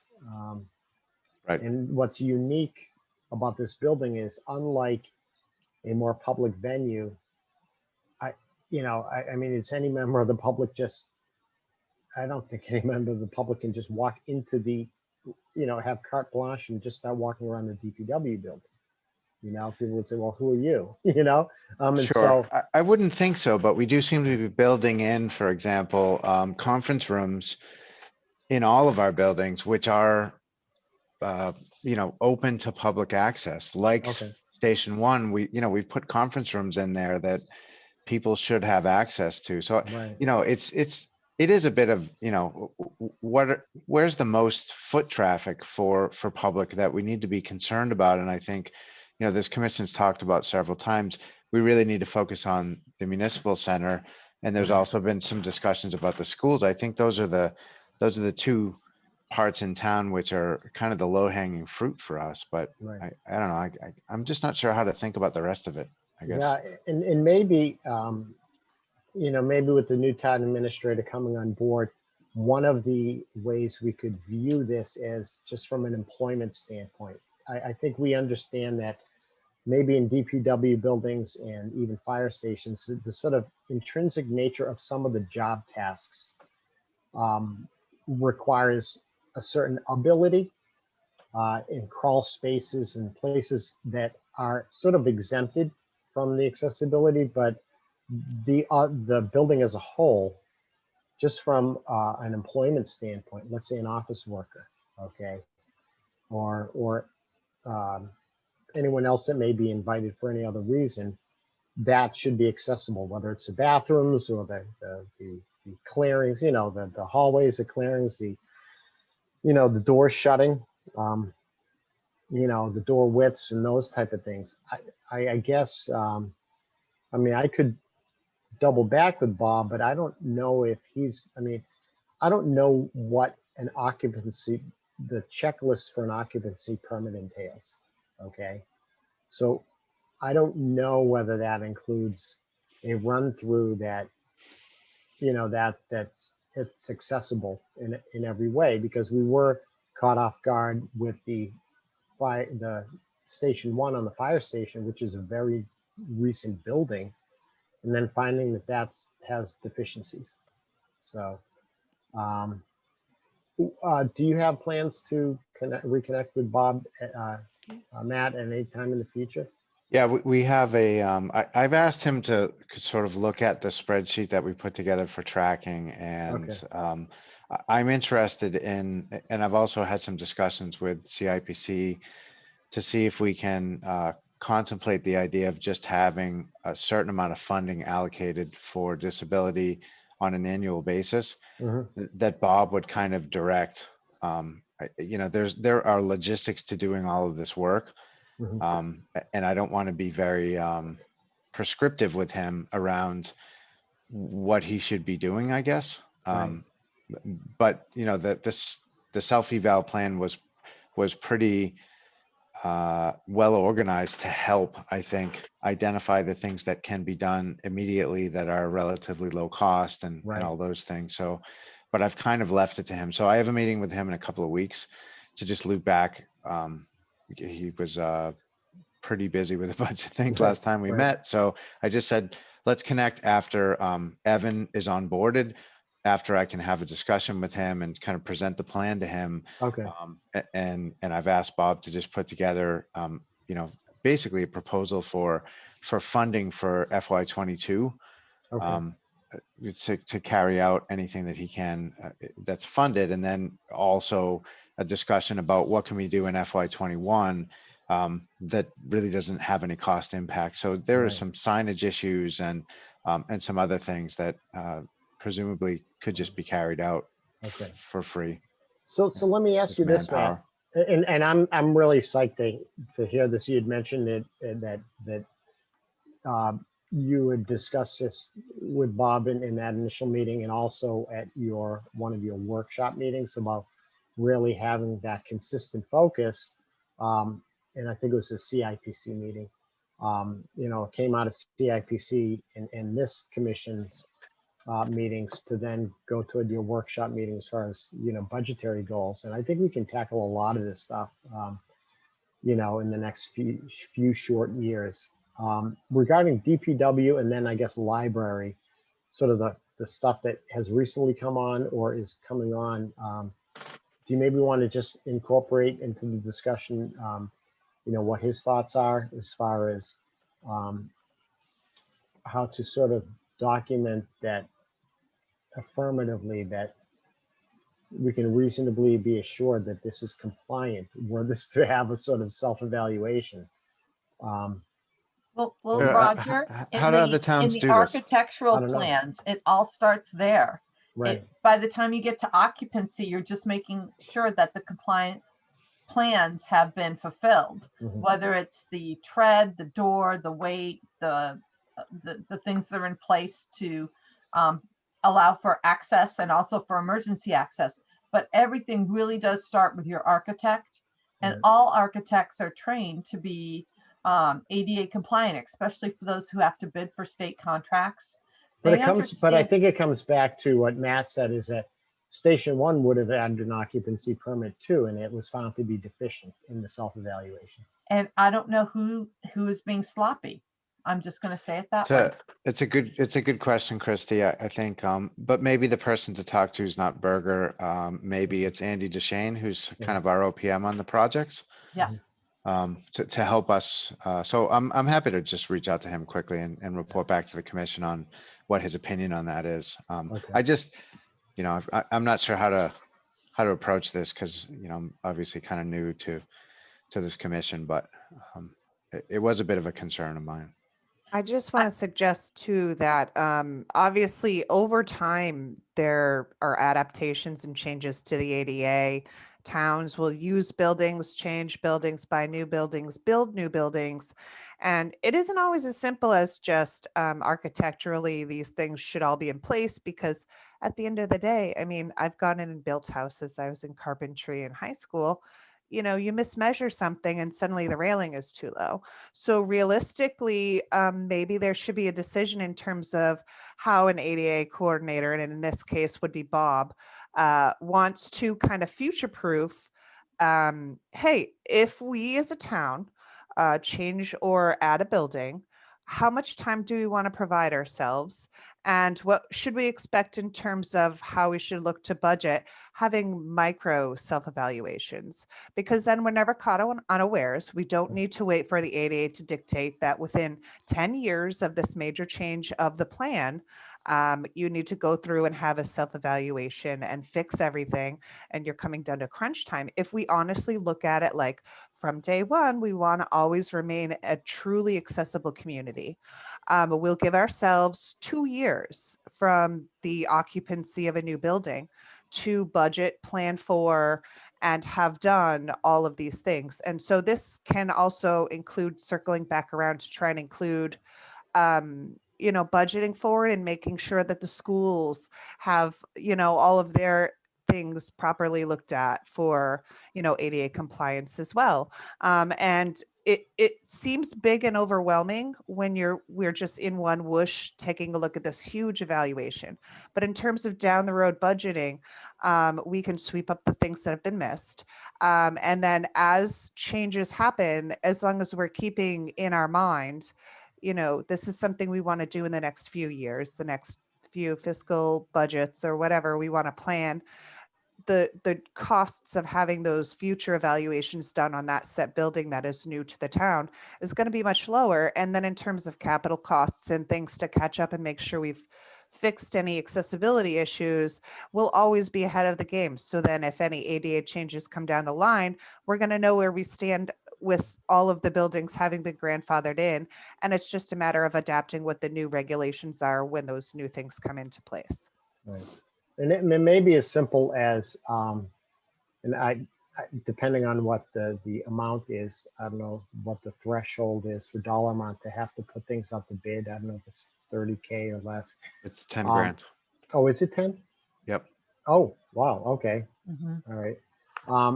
So perhaps, say such as the Center for Living and Working, just on a one-off basis, could you come in and review this building and that building?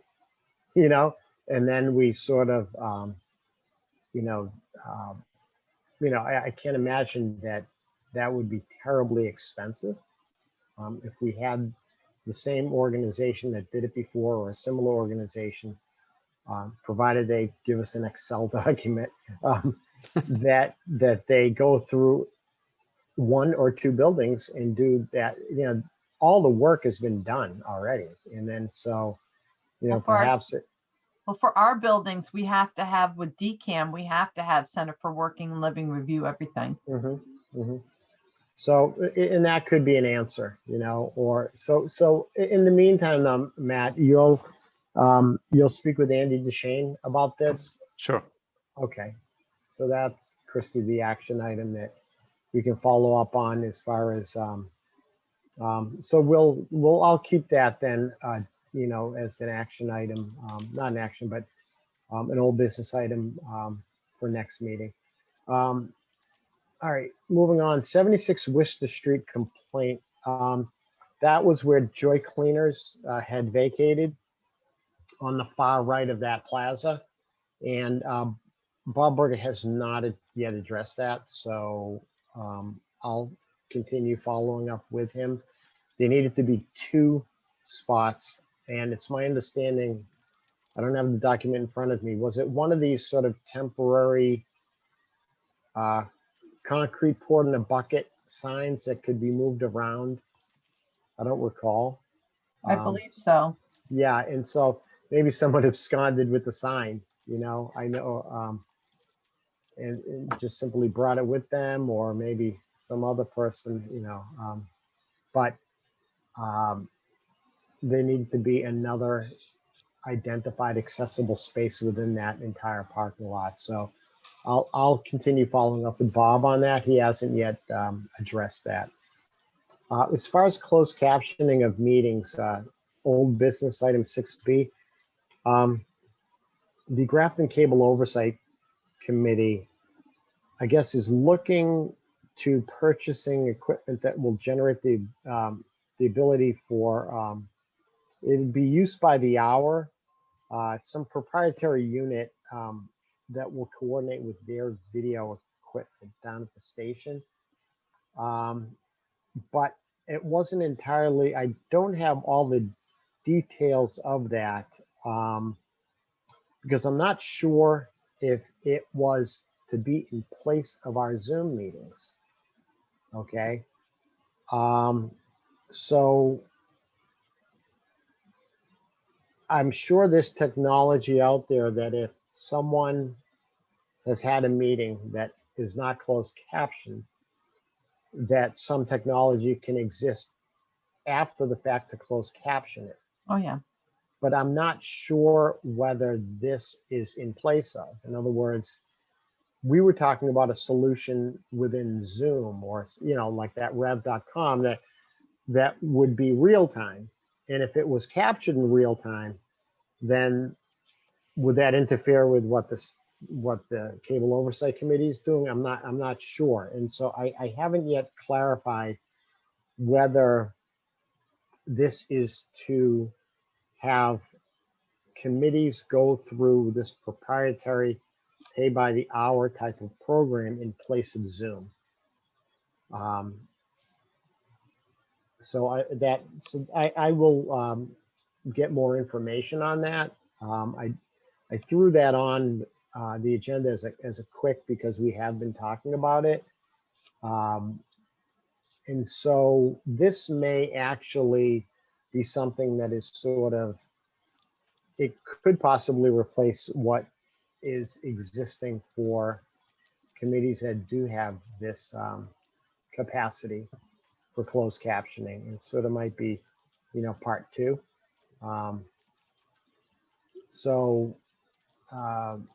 It seems to be moving along that there's money there. There's, paid for by the viewers through your bills, your cable bills that pay for the community access. And they regularly have equipment that they purchase. And so they have recognized that we and other committees have been having these discussions. So they're moving forward with some type of purchasing of some product. And so I need to find out more information about whether it will replace Zoom and how many licenses they can have and such. I know that if we are in a meeting and we have a conflict, it can be problematic to have any more than 3 committees have meetings on the same night for that reason. And so perhaps this might have more capacity. So anyone have any more insight on the closed captioning at all, or have heard anything in town? I mean, I've been working with Joanne to try to get Rev run up and running, I guess. Right. We ran into some ridiculous billing logistics, I guess, which Okay. resulted in last week I ended up just putting my own credit card in to the Ah, town account, did and you? I'm just gonna expense it. So Could I have that I'm- number? Could I have that number, Matt? nope. Okay. So I am hoping that the upcoming select board meeting will have live captioning. Okay. Again, there's a little bit of a lag, so it's not great, but I think it's good enough for the cost. It's a decent value. So I So think is it that's where we're at. something, so is it something, Matt, that basically we maintain Zoom, but when the signal is going through, I know that in the past few months, the Zoom meetings are now captured live on GCTV. So it wouldn't replace Zoom, but you're saying that it's something that is at the station that they've purchased. I think it's a cable oversight committee. Are you working on So the same page? they're working on something that's different that I don't think has anything to do with Zoom. Um, Right, yeah, so but I'm not sure exactly, I'm not sure what their plans are, to be honest with you. So they're Okay. thinking beyond Zoom. okay, In 6 months, the likelihood is that meetings will be done in conference rooms right, and outside of Zoom. So they're thinking about the future. okay. All right, But so that would be obviously Bob Tatoma. I think he's right, got more information on that. right. All right. And he had texted me, briefly about that they're working on something, and I didn't know what the exact, um, nature of that and how they would work in harmony with each other was. I, you know, um, I think you're they're right. You're right. distinct things. I think in the short term, we will do Zoom and Rev Right. as the school committee's doing. Okay. We'll just expand that to the other town accounts. When we convert over to just doing in-person meetings, which are, Okay. videoed from the municipal center, Right. then GCTV will have their own solution for live Okay. captioning. And Okay. I don't have the details on what they're planning on doing, but I Okay. know they are thinking about it. Okay. I just want to make sure they're not in conflict with each other, that once if one gets up and running, but it makes sense that maybe they're looking at it in the future once this whole COVID aspect of meetings is behind us. Yep. All right, new business, Worcester Street. Citizen complaint address addressed to Bob Berger and copied to AAB regarding sidewalk snow removal and accessibility. This is similar to this was Scott Ricker, and it was similar to a complaint he filed a year ago that we discussed in Disability Commission. That was twofold. That was just a general public that may be not have mobility issues would regardless. There was an issue of sidewalks either not being cleared in time or not to the satisfaction that he had indicated. And then the other piece was, for those with mobility issues, mentioning that other towns, why can't we do it as good as other towns? But I followed up with Bob Berger on this, and he said he had forwarded this to the town administrator. So I think this is an ongoing issue anyway.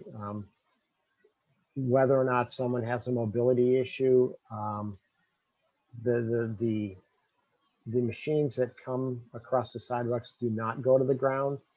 They're a couple of inches up anyway, and so they really truly don't clear things down to the surface. So even on the warm days, there might be snow left behind, and notwithstanding, you might only have 1.5 feet or 2 feet of sidewalk, so that even if it is down to the blacktop, it still wouldn't be wide enough to some people's standards. So, and I would say that even if other towns do it as, quote unquote, do it as well as or better than Grafton, I have been in other towns and I've paid attention to the sidewalks. And if you look real closely, especially this last storm we had, as much as the towns or residents try to clear things, there's always the melt freeze cycle.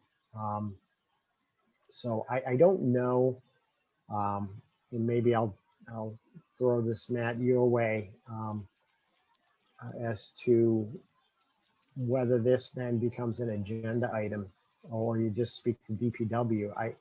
I don't know if there's a perfect fix, even if you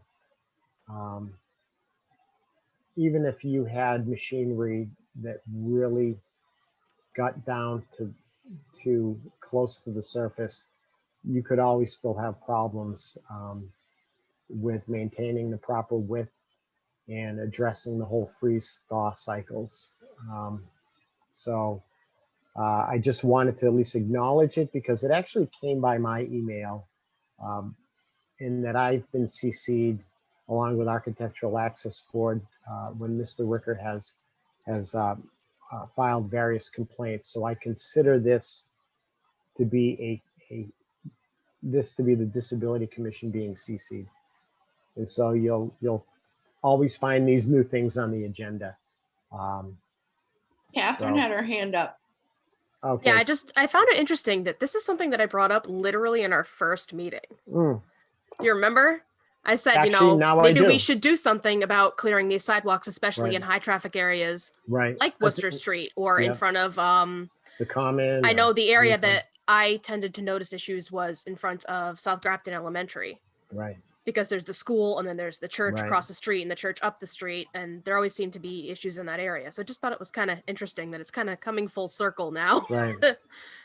Well, I think what happens is sometimes it took someone like Scott to sort of gently remind us, oh, here's my annual letter. And I say that tongue in cheek, but it's a good thing to have clearing. But I think what happens is that I need to remind myself that however the town may choose to swipe away either with the wedge or with that massive snow blower, that it's not down to the blacktop.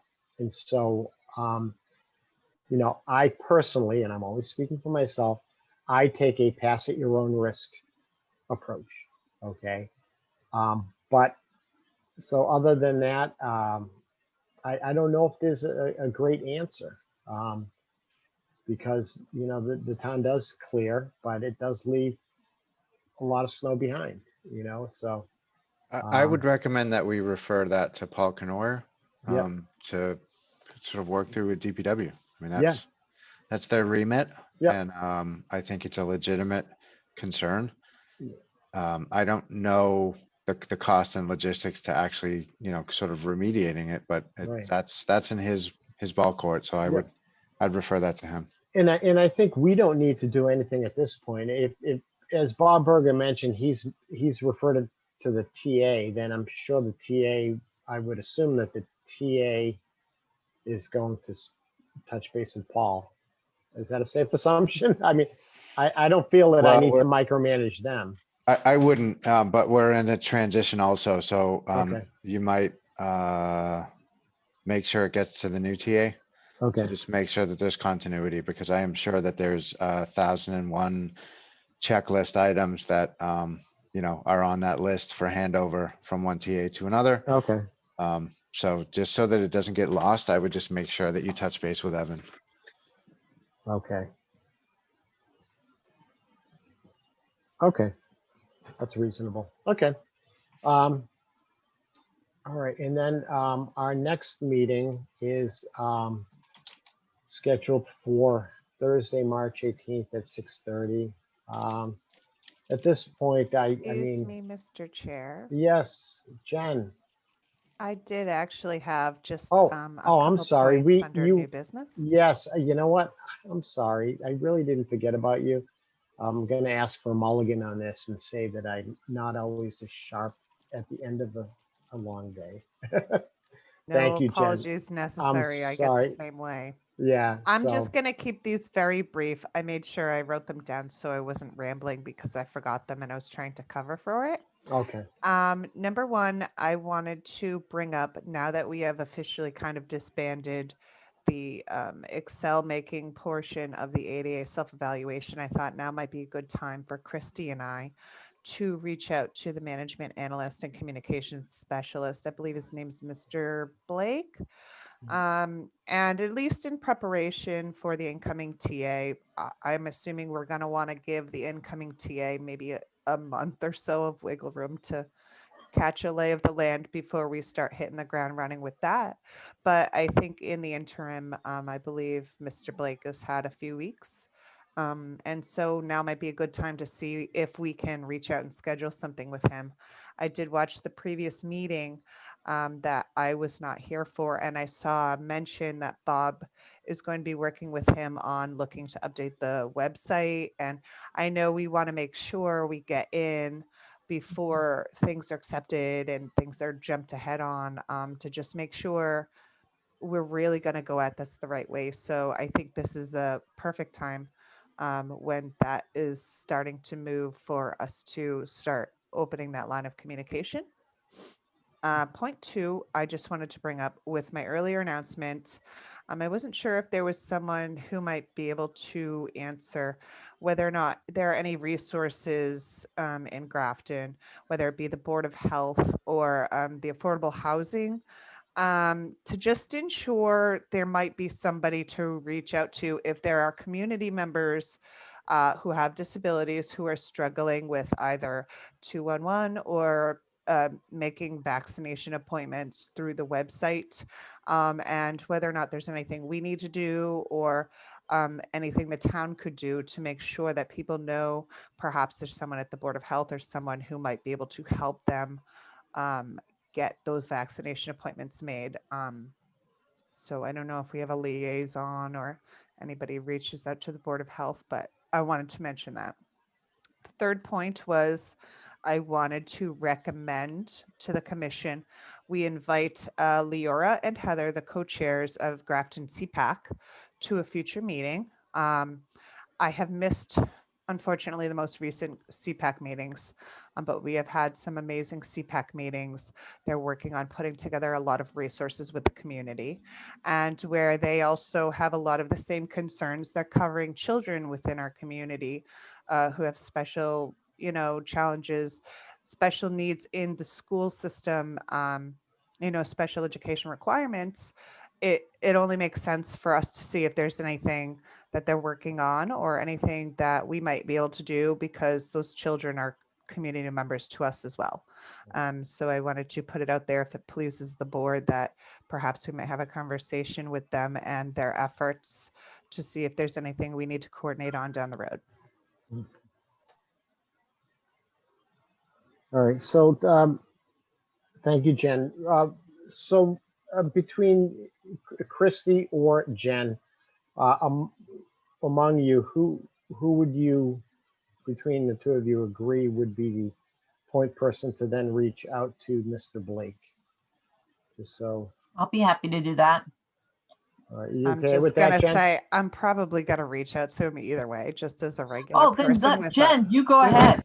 Nope, then go ahead. I'm just saying, and I'm pretty sure Matt can attest to this. I have 1.5 million things that I just need to be addressed with in terms of the website and ideas for reaching out to the community, getting people involved, accessibility. Like, my brain doesn't stop on this. So I was going to do it anyways, just even as a regular community person, like, hey, here's some ideas you can use. So I just want to, I guess, set expectations around William Blake and his role and all of that. What I've seen, and Jen, you kind of pointed me to a couple of other towns that have good websites. I don't know if he's going to be capable of actually redesigning, reformatting, and substantially reworking our website in a way that's going to make it fully accessible. My suspicion is, if we want to really do that, we should be asking the town to invest a little bit of money to bring in some outside technology help to really do a full redesign. I think, I'm not disagreeing with the fact that we need those improvements. We desperately do, but looking at the examples that you have pointed me to and comparing them to what Grafton has, William's not going to be able to get us from A to B. He just isn't. I'm just going to say, part of what I was hoping to do was excite him to the possibilities that, as a part of community outreach and of getting more people involved in local and municipal voting and politics and understanding your community, part of it is making sure the information's there. So if I can show him, part of what I've been advocating for is realistically the town looking to meet its needs by looking down the road to having potentially a director or manager of information services, period, who would work to make sure there's cohesion, make sure there's training in terms of safety, security. We're moving so quickly into the future, and I stay up at night worrying about, cybersecurity and things. When you have small municipalities, it's not realistic to expect that just generally people can handle that kind of thing. So I feel like that's a role that I'm hoping I can excite him onto. The concept of, to help merge all of these concepts and ideas and outreach, and maybe really help pitch to our new town administrator, because I think it might be something you will need to get more buy-in to. But I think when you can get excitement and buy-in from the people who will need to be making the pitches, you can really work on getting that out to the community to express the importance of this type of security, this type of management. And accessibility is only good as the information that's there to access. So if people don't understand what they're even going to see on the website, or if there's just simply nothing there, and I will tell you, my current community has way less information. Grafton is in fact quite ahead in quite a few large ways. So I have some things I'm working on in my own local community. But if we don't have enough for members of the disability community to even understand how municipalities work, or how they can be involved, or what they should even feel about things, why they should care, So it's not it's Jen. going to So be Jen, very difficult for Mr. Blake to get any sort of buy-in from the community. So Jen, so it's twofold. It's basically, aside from access, you're concerned, and I've also expressed concern about just making sure we, as in other committees, do have the ability to update their own web pages, or have others assist them in updating them on content, to let them know what is out there. Matt, to your comment about your assessment, sizing up his ability or limitations regarding his role or his background. Do you know, Matt, in a more formal way, whether it's articulated, number one, the scope of what his role is and isn't, and number two, his own experience, skill set in those areas? It's not entirely clear to me the scope of what he will do regarding communications and grant writing and other types of administrative matters. Is that spelled out in more detail, Matt? Or I mean, it's in the job posting. okay, It was pretty well described there, but it's not in sufficient detail, I think, to really help answer the question that you want to ask maybe.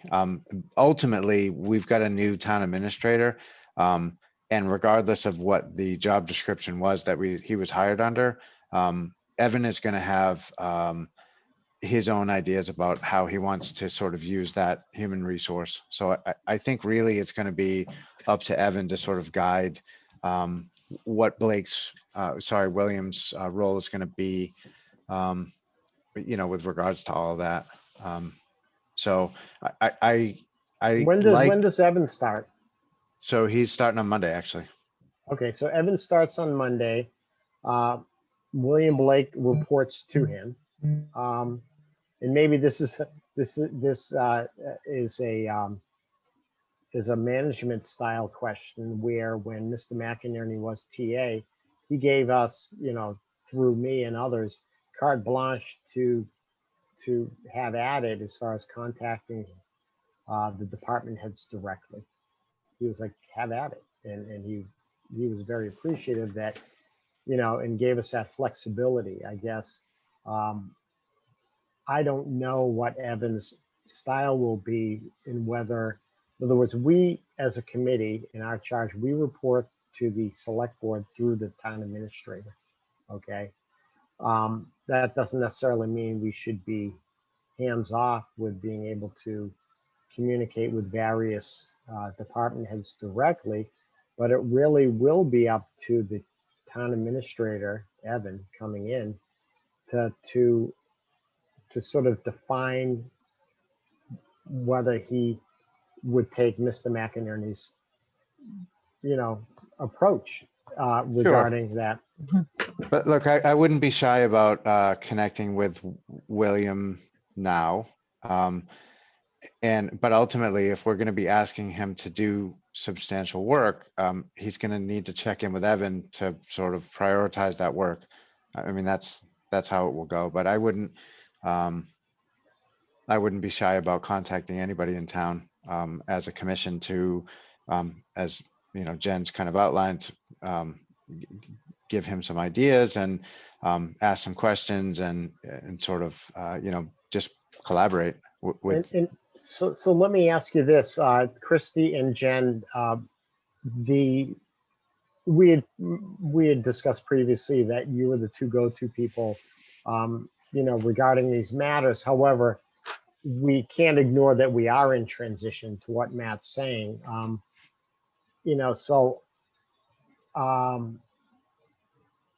What are your thoughts, Jen, on maybe, are you okay with waiting till Matt kind of assesses some of this transition, as long as we're not going to, as long as we keep on top of it, that you're okay with, we don't want to, I don't want to have it be seen that somehow any one of us is sort of squashing any initiative. Okay. On the flip side, I think we need to recognize, as Matt's mentioned, that we are in transition with a new TA starting on Monday, who Mr. Blake will report to and prioritize his work. Jen, are you okay with maybe putting off some of this contact with Mr. Blake and until Matt has a chance to sort of connect with Mr. Blake and Evan regarding what some of those work expectations are? What are your thoughts, Jen? I suppose I'm not exactly clear what it is you're expecting Matt to do. So, So Mr. Matt Chair, can clear that up. yeah, I guess, look, don't let me get in the way. Have the discussion. All right, no, in other words, I want to make sure we're not throwing too much at Mr. Blake, at Mr. Blake and Evan at the same time as his transition he's starting his new job on Monday. But Christy? So I believe the parameters of us approaching Mr. Blake were pretty clear, that we wanted to introduce ourselves. Sure. And we wanted to discuss how we can work together and share the plan that we have so far with the self-evaluation plan. It wasn't to really start any initiatives. It was to introduce ourselves, be a welcome. And I think, like Jen said, she has other initiatives that she wanted to discuss with him. That would be separate. But as a commission, we agreed to allow us to go forward, and we had a specific role, and we're supposed to stay within that defined role as authorized by the commission members ourselves when we voted. And as Christy said, there was a fairly detailed write-up as to the type of job that he was going to be asked to do, knowing that Mr. Terenzini had merged both a management analyst and a communication specialist, which generally speaking, it would be two separate positions in other communities. So we're already asking a lot of William stepping into this role. I kind of wanted to get a sense of what kind of visions and ideas he had for ways he wanted to reach out to the community, so we could bring his vision of that to the commission and fill you all in to see if there's anything that we could do to make that more accessible specifically to the disability community. Mostly the first meeting is really a touch and base. My brain just goes fast and I get very excited, and down the line I'm gonna put these ideas out there, as a completely separate, distinct identity person, regardless of the commission, just because I think they're fantastic ideas. And I'd love to see communities grow. But realistically, it is just a meet and greet, knowing it's a transition, and saying, hey, we're here. So if you have any questions about what we're working on, or if you're working on anything and we have some information that you might need to make good decisions, please reach out to us. All right, so you'll reach out to Mr. Blake with an intro and with some of your thoughts and such. Okay. All right. I just want to make sure that you know, we're tackling things as methodically as possible, because my mind sometimes wants to tackle a whole bunch of things all at once too. I see the possibilities, and on the flip side, you know, they're not all going to happen overnight. But I think as long as we're consistent in keeping those lines of communication open, I think we can get a lot done. So you'll be reaching out to him for an intro. All right. All right, then I can just have a, I'll put that on next month's agenda as a follow-up.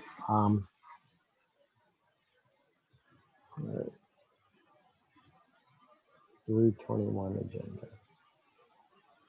All right, for an update on that. Okay.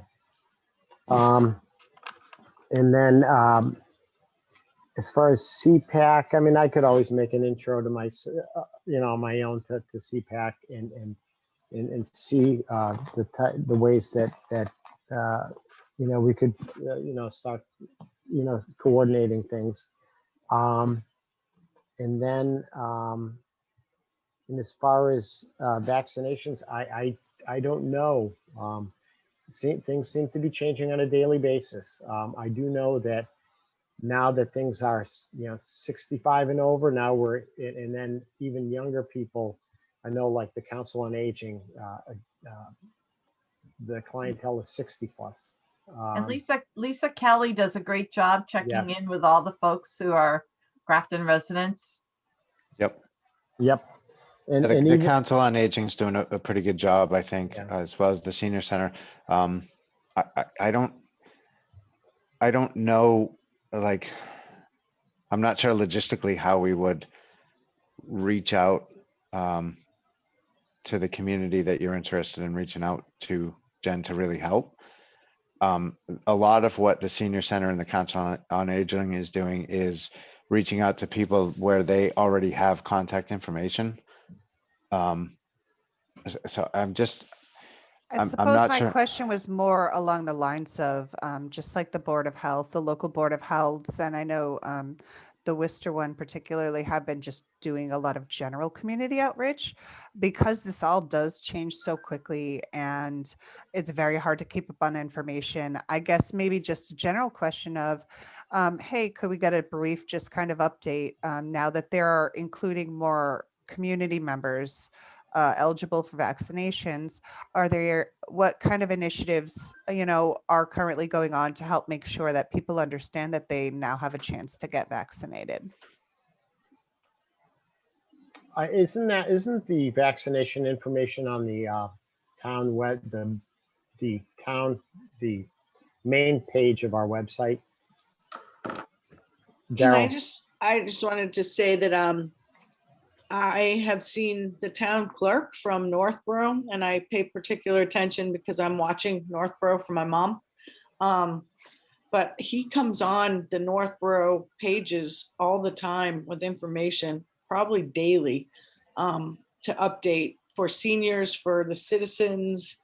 And I don't see that kind of communication coming out of Grafton. So I, you know, I don't know if he takes it upon himself to do this, but he is a really visible town clerk, giving information out all the time. So I would love to see that. I guess Jen's kind of talking about that, aren't you, Jen? A little bit more communication coming out.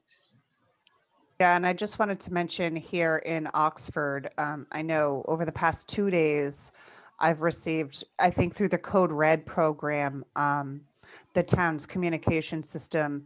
The town administrator here, Jen Callahan, has recorded messages specifically on COVID vaccinations, on the different drives for seniors to have them vaccinated. And then a further update today that with the new addition of these groups, this was going to be too much. The town doesn't have any vaccines. Further, they do have enough doses allotted for everyone who has had their first dose, but you need to go through the websites and ways in which to do that. So they're reaching out to community members through the phone systems and things to let them know that the town specifically and the Board of Health are not doing vaccine drives themselves, but here's the information. And so are we doing anything similarly to reach people who might have signed up for Code Red, or, can we see what, in terms of, like, if somebody just had a general question, could they call up the Board of Health, and would there be someone at the Board of Health to help them call 211 or arrange to set that up, is mostly what I'm I asking. don't know. Yeah, I don't know. But I do think your question about, so I know that our senior population is being reached out to.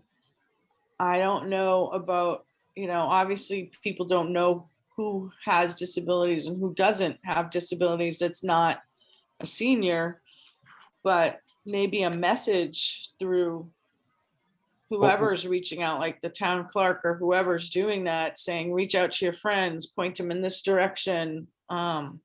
We are you know. getting a weekly update from the Board of Health that's being distributed via the town. So the Facebook, a press release and whatnot. We approached them with the idea of using Code Red. The answer that we got back from our emergency response team is that we don't want to be using Code Red too much, because then people sort of get turned off from paying attention to what should be emergency information, I guess. So there's a little bit of discussion that's sort of continuing to go on, but there is a weekly update that's happening, that's coming out from the Board of Health to outline any changes that have been made at a state level and how that impacts our local community. We do also have the Worcester Health Alliance, which we're a member of. We're one of, I think it's 14 communities. So they're helping with some of the messaging as well. It's a challenge. I understand your concern. I don't think there's any perfect way to do it. There's our communities out there that are sort of over promising, and that's been in the news a lot as well. So it's been a bit of a challenge to sort of figure out where that exact line is with how much information to get out, how regularly it needs to go out, and who it needs to go to, and how to get it there. It's a big challenge. So maybe Matt, how do we see the Board of Health messages come out? Do they have a Facebook page that we should be it's going out? subscribing to? Yeah, well, it's going out onto the town Facebook page. And they're also issuing a press release, which goes out. And I think those, as long as you're subscribed to the town notifications, you'll get those on a weekly basis as well. It's not a push notification to people's phones, but if you're subscribed to the town, email notifications, you'll get those from the Board of Health. Okay. So maybe that is something that we individually can sort of help our circle of influence get connected with, not just as committee members, but in general. And it's my understanding too. There was another private group that quickly ramped up in the first few days to 500 members regarding vaccination information, if anyone's familiar with that. Mm-hmm.